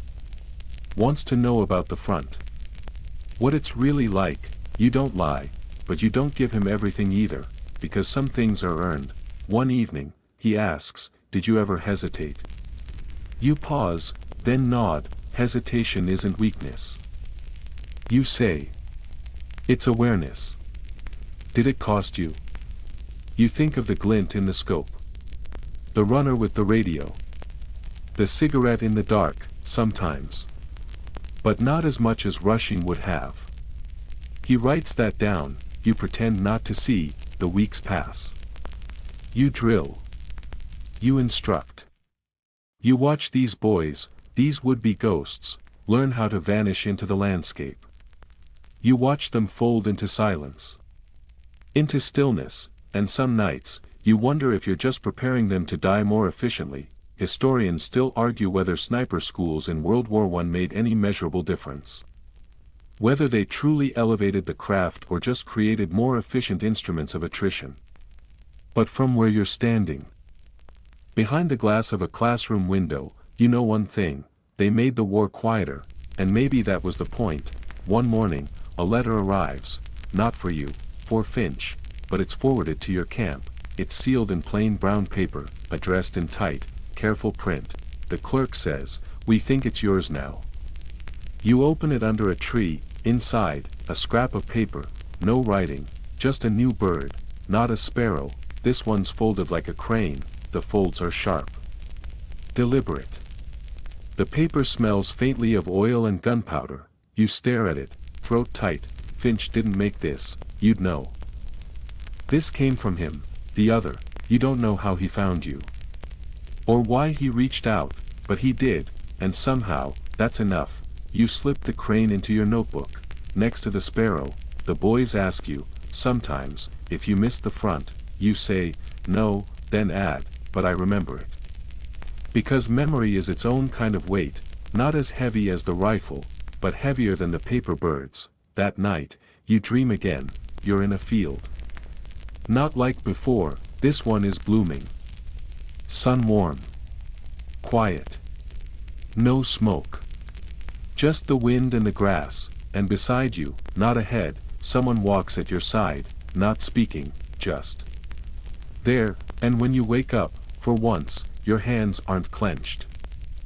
The war is still on, men are still dying, but for today, you're here, and that's something. A week later, Renner takes his first live shot, not in combat, just a final test in the woods behind the camp. A simulation, as real as they can make it without blood. He hesitates just once. Adjusts. Fires, hits clean. You nod once. No praise. Just acknowledgement. He smiles anyway. That night, he knocks gently on your door. You expect a question about windage, or scope alignment, or trajectory drop. Instead, he says, "I think I understand now." You look at him. He doesn't explain further. You don't ask him to. Instead, you reach for your old notebook, flip to the page with the sparrow and crane, and tear off a clean sheet. Sit, you tell him. "I want to show you something." He does. You fold slowly. Carefully. He watches, brow furrowed, trying to anticipate the next crease. "It's not about the paper," you say. Or the shape. "It's about what's inside it." He doesn't respond, but you see it in his eyes. He's listening. You finish the fold, place the bird in his palm. "Keep that," you say. "Don't unfold it." "Not yet." "Why?" "Because you're not ready to read it." He nods, though he clearly doesn't fully understand. He will. The next morning, he's reassigned. Forward, you help him pack. Show him how to wrap the oilcloth tighter around his scope. Remind him to breathe before he shoots, not after. He salutes you on the platform, awkwardly, like someone trying to remember a dance they never properly learned. You don't salute back. You just say, "Watch the edges." He boards the truck and disappears into the fog. You never see him again, and that's the part no one teaches you about being a sniper, not the aiming. Not the hiding, the leaving, the small goodbyes, the ones that don't feel like goodbyes until later, until you realize you never got to say what you wanted, that you never will. The birds in your notebook start to feel heavier, like ballast, but still, you carry them, because someone has to remember, and it might as well be you. Time bends in the rear lines. There are no ticking clocks, no sirens, no sudden cracks of gunfire to divide the day. There's just the slow hum of routine. Wake up.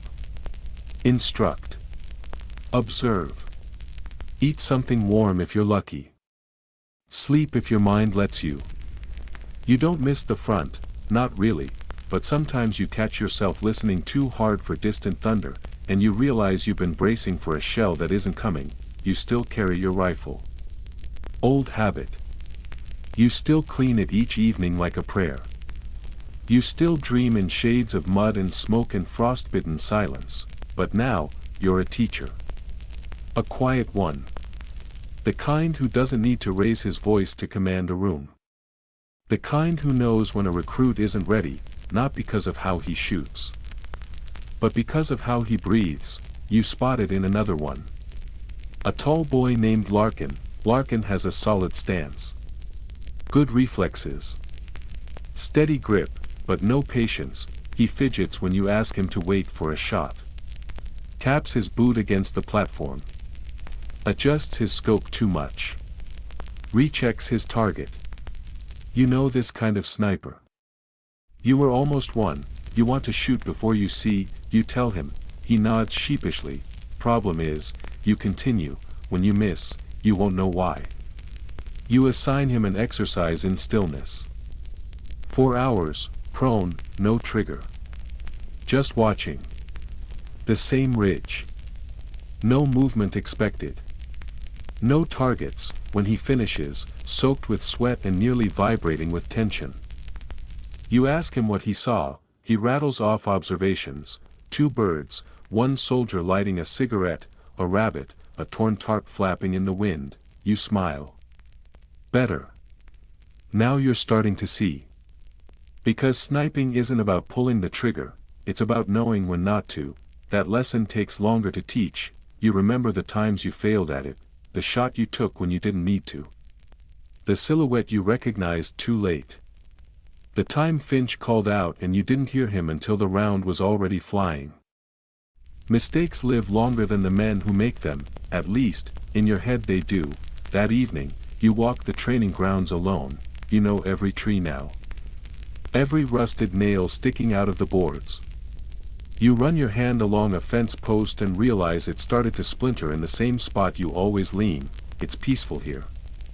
In a strange, lonely way, a medic once told you about something called quiet shell shock. How some men break not from combat, but from not being in it anymore. Like their minds can't handle the lack of adrenaline, the silence that used to be danger. You don't think you're broken, but you do sometimes walk too quietly through camp. Step too lightly. Scan rooftops out of reflex. You feel like a ghost with a beating heart. One night, you sit in the barracks alone and take out the birds again, the sparrow, the crane, both worn now, edges curled from your fingers. You set them on the table beside your tin cup and just look at them. You don't open them. You never have. It's not about what's inside, it's about what's not. They're like mirrors. You see parts of yourself in them, the parts you can't put into words, and then, something new happens. A courier arrives. Mid-evening. Mud-splashed boots and wide eyes. Message for Corporal, he says, holding out a folded slip of paper. You take it, unfolding carefully. 1 word. Handwritten in blunt pencil, Finch. Below it, a coordinate. No sender. No date. Your stomach tightens. You fold the paper and put it in your breast pocket, right above your heart. You don't sleep that night. At dawn, you request leave. Temporary. No reason given. Just enough to slip out the back of the camp without questions. You travel light again. Rifle, scope, scarf. Oilcloth bundle. Notebook. And the birds. The location is about 3 miles from the old front. Too close to be comfortable. Close enough that command's lines of control fade into scattered checkpoints and abandoned posts. You arrive at the edge of the coordinates by dusk. There's nothing there, just a shallow hollow in the land. Burnt trees. A collapsed shack with no roof. You wait anyway, build a quick hide. Nothing fancy. Just enough to see without being seen, and you wait. 3 hours, then 5, then darkness, and just when your fingers start to go numb again, you see a flicker, movement, a figure, slow and deliberate, approaches from the east. You almost raise your rifle, but you don't, because of the way he walks, bent slightly. Left shoulder lower than the right. You know that gait, Finch. You stay hidden, just long enough to be sure. Then you stand. He freezes for a moment. Then nods once, like he knew you'd be here all along. Still breathing, he says, "You want to say something clever." You don't. You just step forward and pull him into a brief, firm hug. Neither of you comments on it. Instead, you set up camp together. Two old ghosts making a fire, over weak tea and stronger silence. He tells you what he can. He'd been pulled into a recon unit. Lost radio contact months ago. Assumed Kia, but he wasn't, just misplaced. I folded the crane, he says eventually. Thought if anyone would know what it meant, it'd be you. You nod. I got it. The fire crackles. You pass him the notebook. Let him see the sparrow again. His eyebrows lift slightly. You kept it. You shrug. Felt right. He hands it back. No more questions. You both know that some things don't need answers. You stay in that spot for 2 more days. Like the war paused just long enough to let you remember something softer. Then Finch says, "We should go back." And he's right, because peace, like sleep, is not something you get to keep, just something you visit, briefly, before you return to the watch. You walk back slowly. No rush. You talk about tea. And rations. And who snores louder.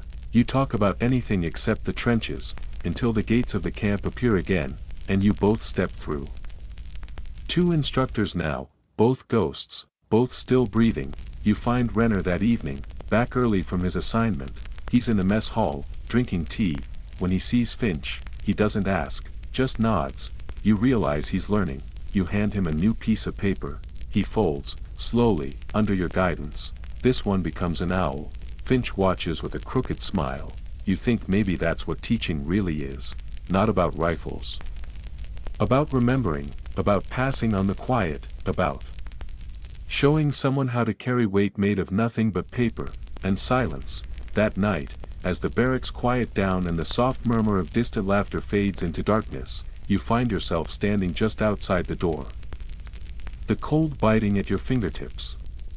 You hold the owl Renner folded in one hand and the old sparrow in the other, comparing them, not for technique, not for symmetry, but for meaning. You realize something then. It's not just about remembering, it's about marking time. Each fold, each silent exchange, has become a way to measure the moments that pass between the shots, the days that pass between friends. They're timestamps. Not in numbers or dates, but in meaning. Emotional snapshots. You walk the grounds quietly, letting your boots crunch over gravel and frost. You pass the firing range, then the old tree by the fence line, where someone's carved initials into the bark. Some are fresh. Some weathered into near oblivion. You think about carving yours, then decide not to. You've left enough of yourself here already. Back inside, Finch is asleep. He always sleeps first now, head back, mouth open slightly, snoring with the gentleness of someone who knows tomorrow will come whether or not you worry about it. You sit beside him, notebook open, pen steady. You don't write about battle, you write down Larkin's progress. Renner's first owl. The way Finch laughed at breakfast when someone spilled tea into their boots. You're building something else now, not a report, not a diary. A ledger of quiet victories, because those are the ones that matter now. The shot not taken, the boy not lost, the friend not forgotten. You fold one last bird before bed, a swallow this time, neat and sharp, wings curved just right. You don't write on it. You don't have to. You leave it perched on the shelf beside the window, just above Finch's head. In the morning, he'll see it. He won't ask, but he'll know. That's how you speak now, through quiet things, paper wings, and the kind of silence that means, I saw this. I felt it. I remember. It's been almost a year since you last pulled a trigger in combat. You still carry the rifle. Still know its weight in your arms. How it balances when the sling tightens against your shoulder. But these days, you wear it like a memory, not a weapon. A long, metal shadow of who you were. You still wake early, often before the rest. Finch snores through the pale light, a familiar rhythm now, as predictable as the wind tapping against the baroque walls. You sit by the window and watch the field as the sun lifts low through the trees. Everything is quieter in the rear, except for your mind, because it remembers. There's no escaping the memories. They arrive like breath, uninvited, unconscious, constant. Some mornings it's Wobble's voice. Some nights it's the man with the glint in his scope. And sometimes it's no one in particular, just the texture of dirt in your mouth or the smell of cordite in damp air. Still, you function, you teach. You observe. You make tea, you fold paper, the recruits come and go. Most are average. A few stand out. One or two scare you, not because they're bad, but because they enjoy it a little too much. You pull those ones aside, quiet talks. You try to make them see that sniping is not a place to hide cruelty. It's not a license. It's a burden. A duty carried with care, not hunger. Some listen, some nod but don't hear, some disappear into the front lines and are never mentioned again. That's the rhythm now. Names enter your ledger, and sometimes, they just stop. You flip pages and find empty lines where updates should be. Boys who used to joke in the mess hall, now nothing more than a boot size and a date. One morning, Finch finds you staring at the list too long. He says nothing, just hands you a fresh piece of paper. You fold it slowly, thoughtfully, into a lark, leave it next to their names. It doesn't undo anything, but it marks it. A few days later, a letter arrives from command. There's going to be a demonstration, a presentation of new sniper techniques to a group of high-ranking officers. They want you and Finch to oversee it. You grimace, Finch laughs. Time to impress the brass. You nod, half smiling. But inside, you dread it, because you know what those officers want. They want results. They want stories of confirmed kills. Charts. Accuracy percentages. Maybe a thrilling anecdote about a sniper who took out 5 men with 4 bullets. They don't want to hear about folded birds or decisions not to shoot. Still, you show up, the field is cleared. Targets placed. Recruits lined up in their best uniforms. Rifles polished like parade gear. You watch as Larkin steps forward, breathing calm, eyes narrowed just right. He's improved, no longer impatient. His shot lands perfect, clean through the target's heart ring. Applause from the crowd. You keep your arms crossed. When it's your turn to speak, you step up quietly. No microphone. Just your voice. You talk about patience. You talk about wind, elevation, breath control. You do not talk about war, not the real kind, but your voice betrays you. It slows, softens, and somehow, the room quiets. Even the officers stop fidgeting. You tell them, the best sniper isn't the one with the most kills. It's the one who doesn't miss when it matters, and knows when it doesn't. You don't remember what else you say, but when you step back, Finch claps once. Just once, the others follow. The meeting ends, nothing changes. The war continues, but later that night, Larkin finds you in the mess and says, that meant something. You don't ask what, you just nod, because sometimes, words aren't meant to stick like facts. They're meant to linger. Like the smell of old gun oil, or the way a trench felt under your boots. A week passes, then another, and then comes the list. A new group of instructors is being rotated back to the front, not to fight, but to embed with field units, observe snipers in action, report what's working, what's failing. Frontline consultancy, they call it. Finch reads the paper twice. We're on it. You nod, neither of you protests. You knew this was coming. The rifle feels heavier when you pack it again. Not because it's changed, but because you arrive near the old lines, different sector this time. New faces, new smells, same air, same fear. There's an unease here. you feel it immediately. The way the soldiers talk in shorter sentences. The way the ground feels too quiet, something is wrong, the unit you're assigned to has lost 3 snipers in 2 weeks, Finch raises an eyebrow. That's not chance. You agree, your job is to watch the new sniper team in action. A young woman named Ellis and her spotter, Cray. Ellis is sharp, smarter than most, too smart for her own good, she calculates angles faster than you did at her age. But she lacks feel. The soft instinct that comes not from math, but from mistakes. You spend a day watching her miss a critical movement in the far right flank, not because she couldn't see it, but because she didn't trust what she saw. That night, you sit with her beside a crater, staring at the stars through tangled wire. You're better than I was, you admit. She frowns. Then why did I miss it? Because you think the scope makes the decision for you.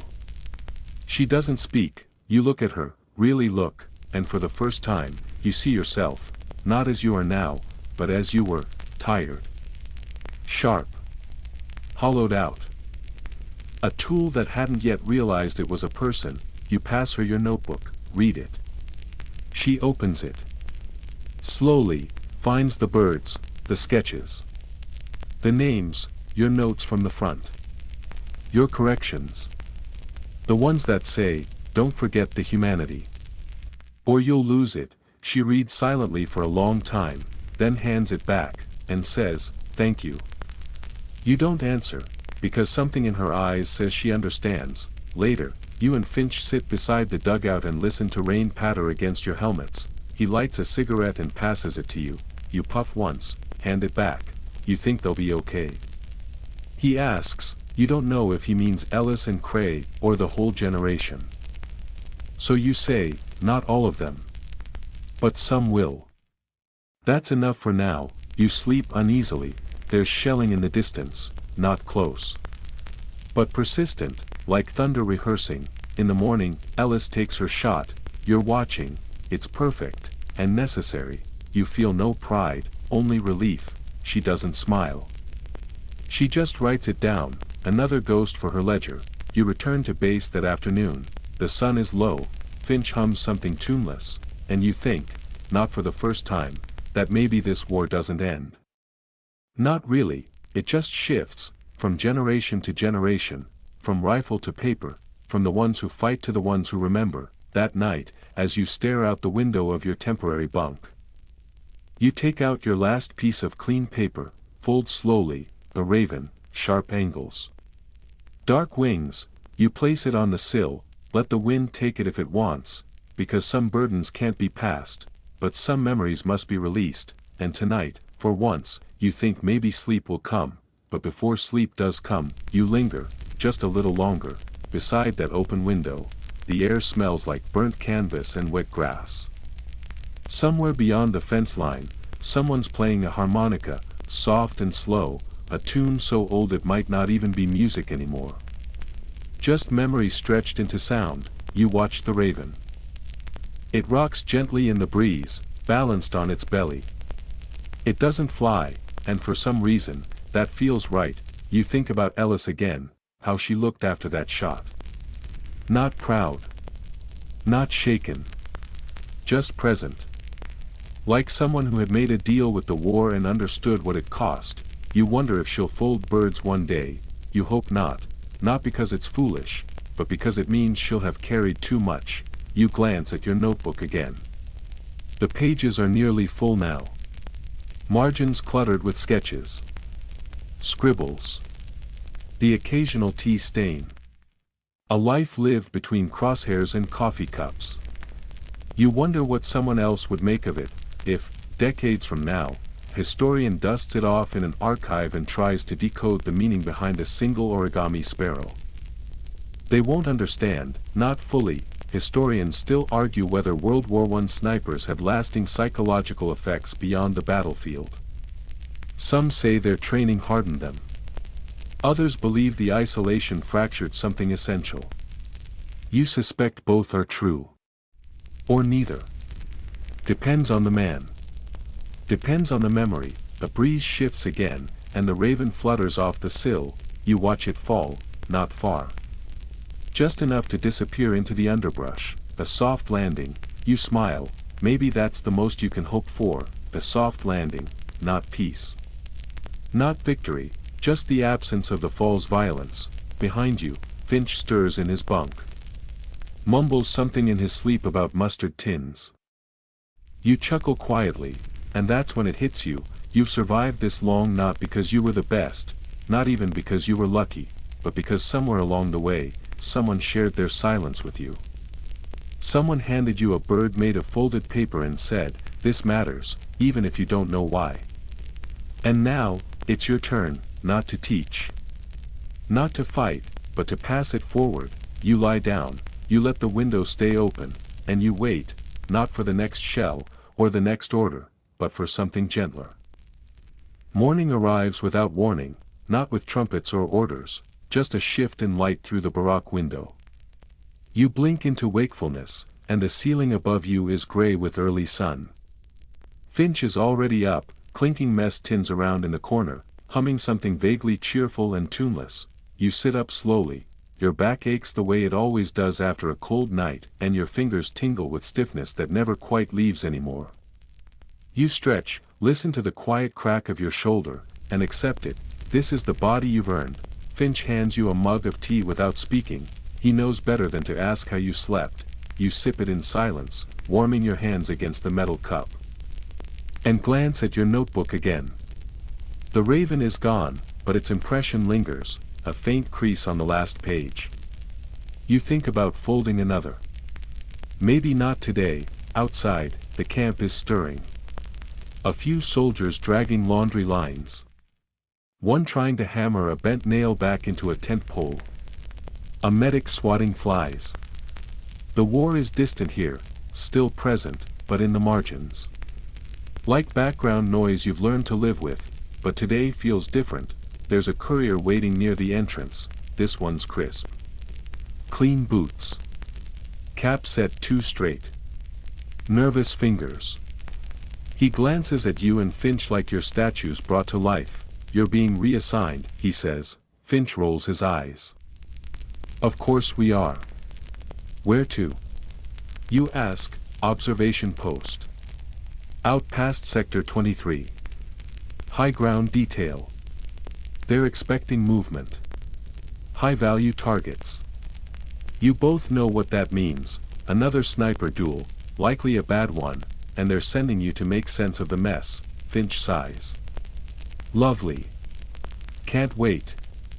You pack your kit again. The motions are automatic now, like folding a bird.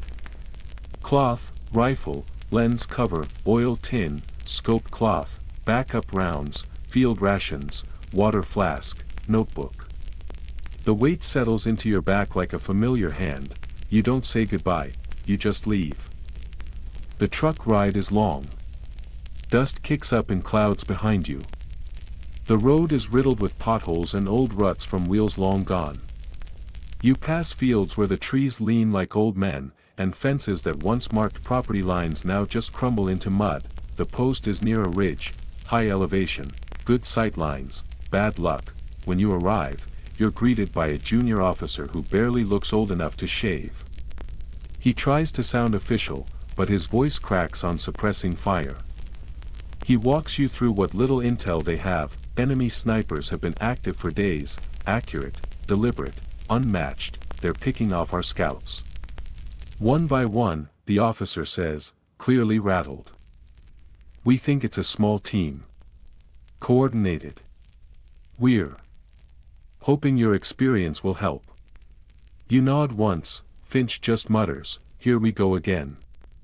You climb to the observation nest. It's half collapsed, patched up with tarps and sheet metal. Wind whistles through the gaps. You lay out your mat, set your scope, and begin the vigil. The landscape sprawls before you, hills, ruins, a distant tree line. Too quiet, too clean. You know how this works. You've seen it before. The quiet doesn't last. That evening, as light fades, you catch it. Movement.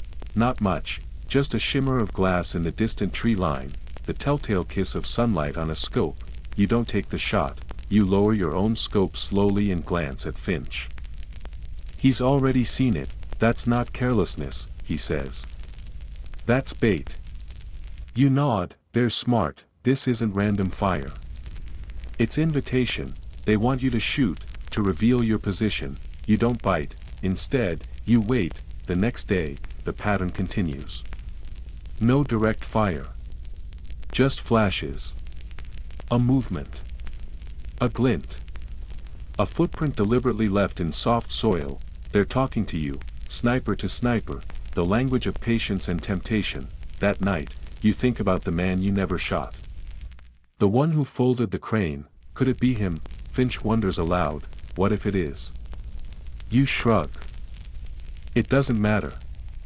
But you both know it would, because unfinished stories don't go away, they just wait. The next morning, everything changes. An allied scout goes out. He's cautious, skilled, and fast. He doesn't come back.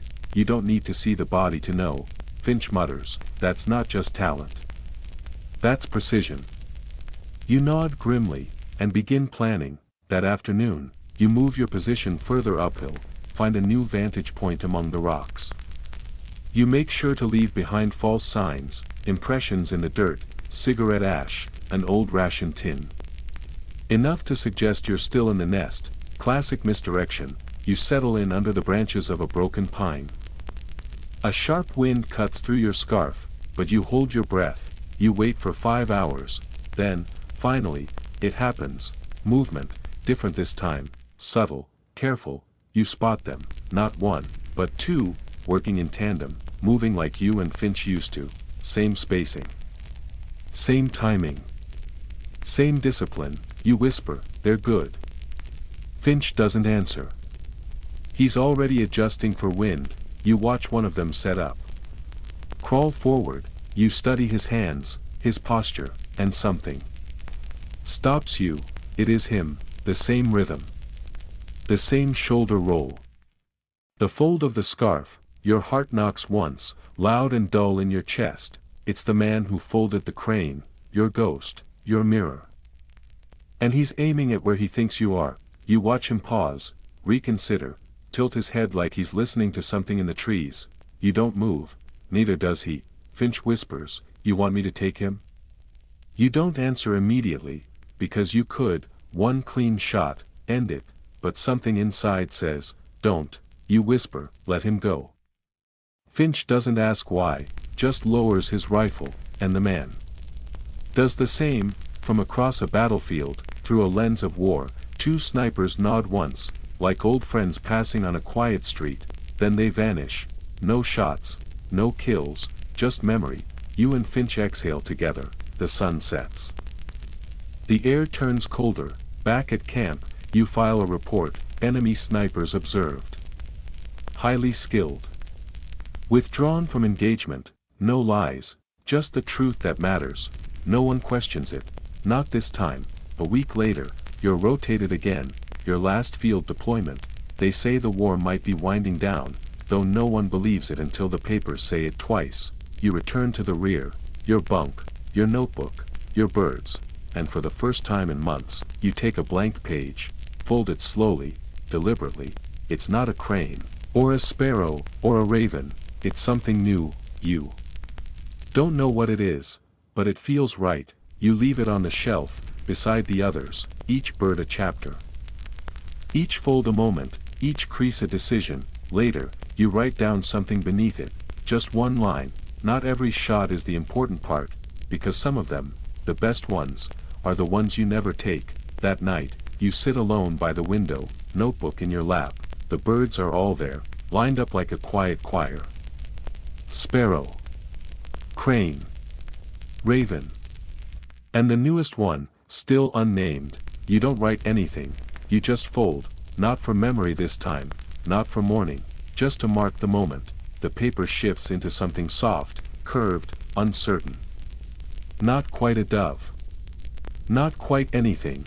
You set it down gently beside the others. Call it mercy, not because you planned it that way, but because it feels right. Somewhere behind you, Finch mumbles in his sleep. Something about tea rations. You chuckle quietly. and for the first time in weeks, you don't feel the weight of the rifle, or the cold of the ridge, or the silence of all the names you never got to say aloud. You feel something lighter, like exhaling after holding your breath too long. You lie down, let the dark take you, and just before sleep arrives, you glance at the window one last time. The bird hasn't moved, but maybe it doesn't need to. Maybe, this time, you're the one who flies. You wake to birdsong, not metaphorical. Actual birds. A pair of finches perched on the rusted window frame, chirping in a rhythm that sounds a little too hopeful for a war zone. The sound is so ordinary, so civilian, that for a moment you wonder if you've woken in someone else's life. Finch, still half asleep, throws a boot in their general direction. Misses by a mile. The birds flit off, undisturbed. Bloody opera out there, he mutters, rolling over. You sit up slowly, groaning through joints that don't quite bend the way they used to. Your bunk creaks like it's apologizing. You rub your eyes, stretch your shoulders, and reach for your notebook. Inside, the newest bird still waits on the shelf. Mercy, it didn't blow away in the night. It didn't fall. It just stayed, watching. You tuck it into your coat pocket before Finch sees. Breakfast is thin tea and ration biscuits. Outside, the fog hasn't lifted. Somewhere far off, a truck growls along a gravel path, kicking up a lazy dust trail that disappears into the trees. Another courier is waiting near the gate. You exchange a glance with Finch. He just shrugs. What now? The note is brief. Command wants you to take one final team, 4 hand-picked snipers and 2 spotters, on a recon operation north of the ridge. No firefights, they say. No targets. Just observe, map the terrain, mark potential lines of fire. You know better. If it were truly a routine recon, they'd send a scout unit. They're sending you because something doesn't make sense. Finch reads the orders, then whistles. Recognize any of these names? You scan the list: Ellis, Cray, Renner, and 2 more, Burrows and Malik. New to you, you nod. Let's go meet them. They're waiting by the supply depot. All of them look younger than they should. Even Ellis, who has seen more than most, still has that spark of effort behind her eyes, the kind of fire that doesn't know how tired it is yet. You brief them quickly. 2 days. Minimal gear. No campfires. Total silence unless necessary. You don't ask for agreement, you just wait for them to nod. They do. That night, you prepare your kit. Fewer rounds this time. Lighter pack. More water. You fold one last bird, tiny, almost careless, and leave it on your bunk. For Finch, he doesn't say goodbye. You hike out before sunrise. The land to the north is ruined. Not freshly destroyed, but aged, like an old scar that never healed. Trenches half swallowed by earth. Barricades splintered by rot. Helmets rusted into tree stumps. Ellis walks ahead, eyes scanning, movements practiced. Cray follows close behind her, whispering range estimates when asked. Renner, now calmer, more precise. Covers the flank with Burrows. Malik brings up the rear. Silent, observant. Good instincts. You wonder how long he'll last. You lead, because someone has to. The first day is uneventful. Just the land and the wind and the occasional rustle that turns out to be a hare or bird or your own imagination. But on the second day, you find it, an old dugout, partially hidden behind a collapsed stone wall. Fresh prints in the dirt. Boot treads too clean. Someone's been here recently. You signal for silence, drop to your belly. Scope out, nothing moves. Ellis lowers beside you. Mouth close to your ear. Should we enter? You don't answer right away. Instead, you crawl forward. Inch by inch. Every crunch of gravel beneath you feels louder than gunfire. The dugout smells wrong, like damp and kerosene and something else. Then you see it, a wire. Taut. Threaded through a pile of leaves. You raise a hand. Stop the group, trap, you whisper. Ellis nods. Cray raises an eyebrow. Just one. You gesture to fan out. Search perimeter. 5 minutes later, Malik whistles softly. You crawl over. He's found another wire. This one leads to a small metal canister tucked beneath a plank. You recognize it. Trip grenade. But old, rusty.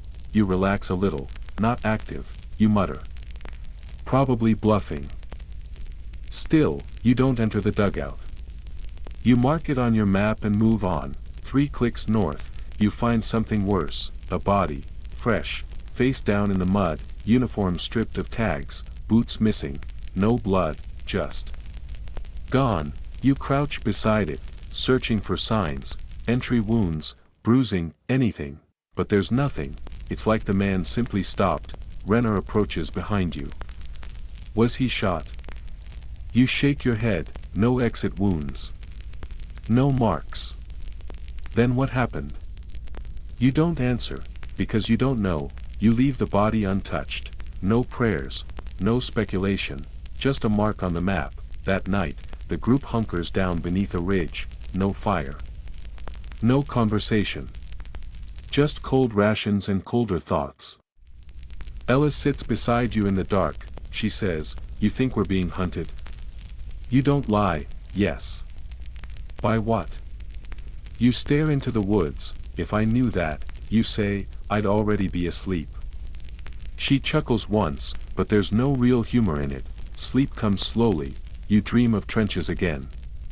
Only this time, there are no enemies. Just rifles with no triggers. Birds with torn wings. And a hand, yours, trying to fold paper that keeps catching fire. You wake with a start. Dawn is pale and unfriendly. Everyone is quiet. You break camp quickly and head west.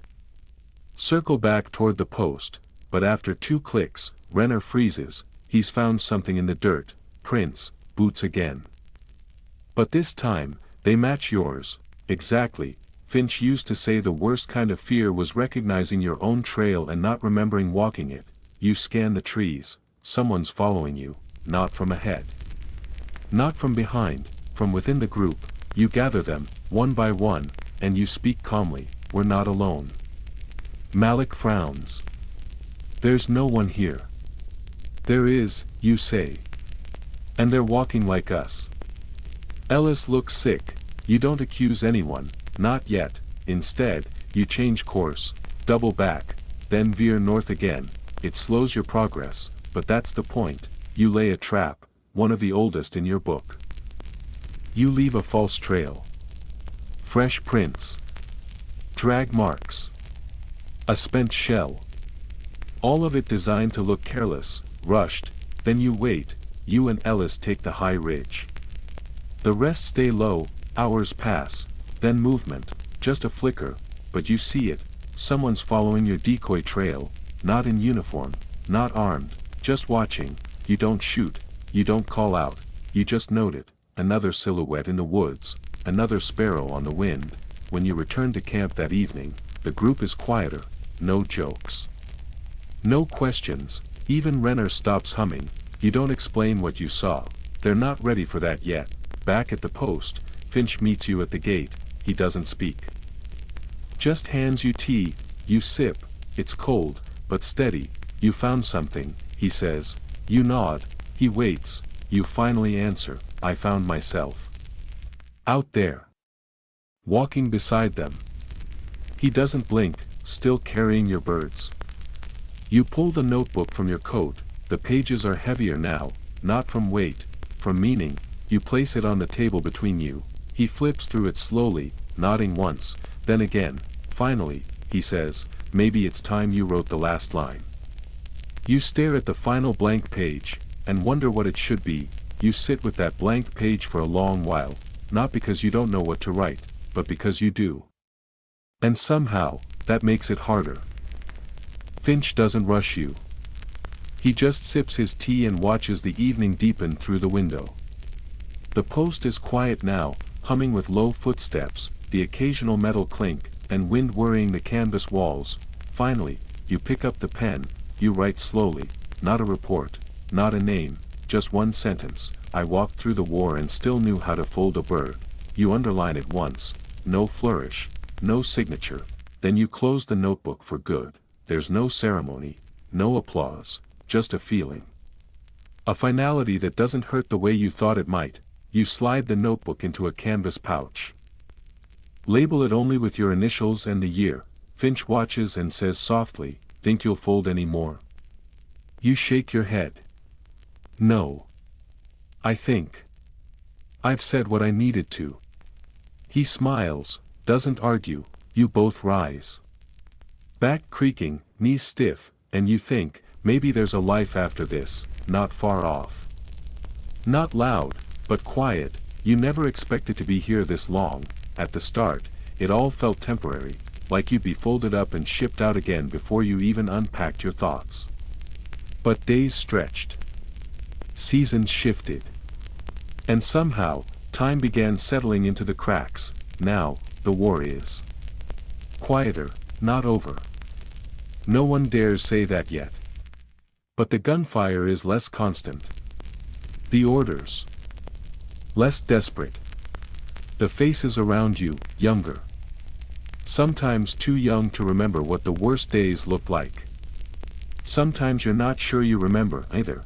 You're stationed at a rear training post now. A proper one. Not a trench with a target nailed to a tree. Real bunks. Real chalkboards. Real coffee, if you get lucky on supply day. No more recon crawls. No more wind in your eyes while you count breaths beside a frozen rifle barrel. They've given you a new title, Senior Sniper Instructor. Fancy. Looks good on paper. You even have a clipboard now, and a desk drawer that locks. Finch jokes about making you a plaque. You tell him to shove the plaque where the sun doesn't shine. But you smile when you say it, because things are different now. You spend your days walking the training field, adjusting postures, reading wind charts over shoulders, asking questions no one asked you when you started. How did that shot feel? What did you choose not to shoot? At first, some recruits squint at you like you've gone soft, but after a while, they begin to understand. Sniping, you tell them, isn't about hitting, it's about not missing the moment that matters. It's about choosing silence when silence saves a life. You don't talk about the war's worst days unless someone really asks. When they do, you don't give details, you give stories, soft ones, about birds. And quiet friends. And how sometimes, the most dangerous thing isn't the enemy, it's forgetting who you are when no one's watching. Finch still teaches with you. He's slower now, me always giving him grief, but he's just as sharp. His sarcasm keeps the new ones alert. His laughter keeps them human. The two of you are old fixtures now. Like furniture with cracks that no one dares replace. Your reputation has shifted, too. You're no longer just a name in reports or a whispered legend behind scopes. You're that one instructor who folds birds. They find them in odd places, perched on rifle racks, tucked into boots, balanced atop water bottles. You never say they're yours, but you don't deny it either. You've stopped folding sparrows, now it's mostly wrens, small, plain, steady, like breath. Sometimes, someone leaves one for you, an awkward attempt at a crane, its wings lopsided and its head too fat. You keep it anyway, line them up along your windowsill, not for display, just to remember that someone cared enough to try. Letters arrive sometimes. From Ellis. From Renner. Even from Cray, who never had much to say but managed to scribble a few lines about wind calculations and some dog he's adopted. They all say variations of the same thing. I remember what you taught me. And then, beneath that, I remember what you didn't shoot. Some days, you reread those letters more than once. On a rainy morning in late spring, Finch doesn't show up to morning drill. He's late sometimes. Bad weather makes his knee stiff. But this time, he's not at breakfast either. You check his quarters. He's sitting on his bunk, boots on, coat folded neatly beside him. There's no panic, no pain. He just looks tired. He says, "Think that's about it for me." You sit beside him. You don't say, "No, you've got time." You don't say, "Don't be ridiculous." You just nod, because sometimes the body knows. And the soul agrees. He hands you something folded, a paper bird. A raven. He never folded birds, he always left that to you. You stare at it. It's not perfect. Creases too deep on one wing, beak a little off-center. But it's his. You look up, his face is calm, not afraid, not broken, just ready. He says, "You should keep that." You do.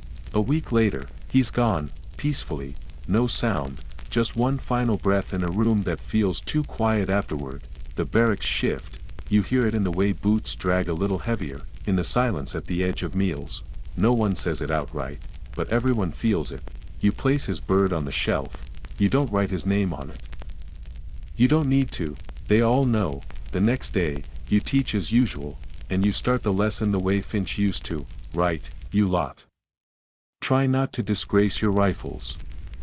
They smile, because they remember, because they listened.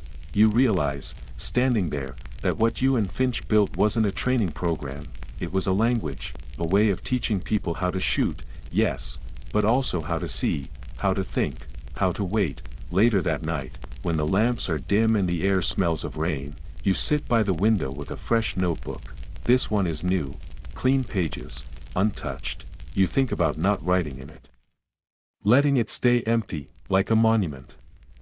But then you take out your pen. And you begin again, not with Finch, not with you, but with them, the new ones, the ones still learning how to breathe without trembling. You sketch one of their stances, not perfect, but full of effort. You write a line. Day 3, Burrows held his breath too long. Told him sniping isn't drowning. He laughed. He'll be fine. It feels good, lighter. You keep writing. Moments. Phrases.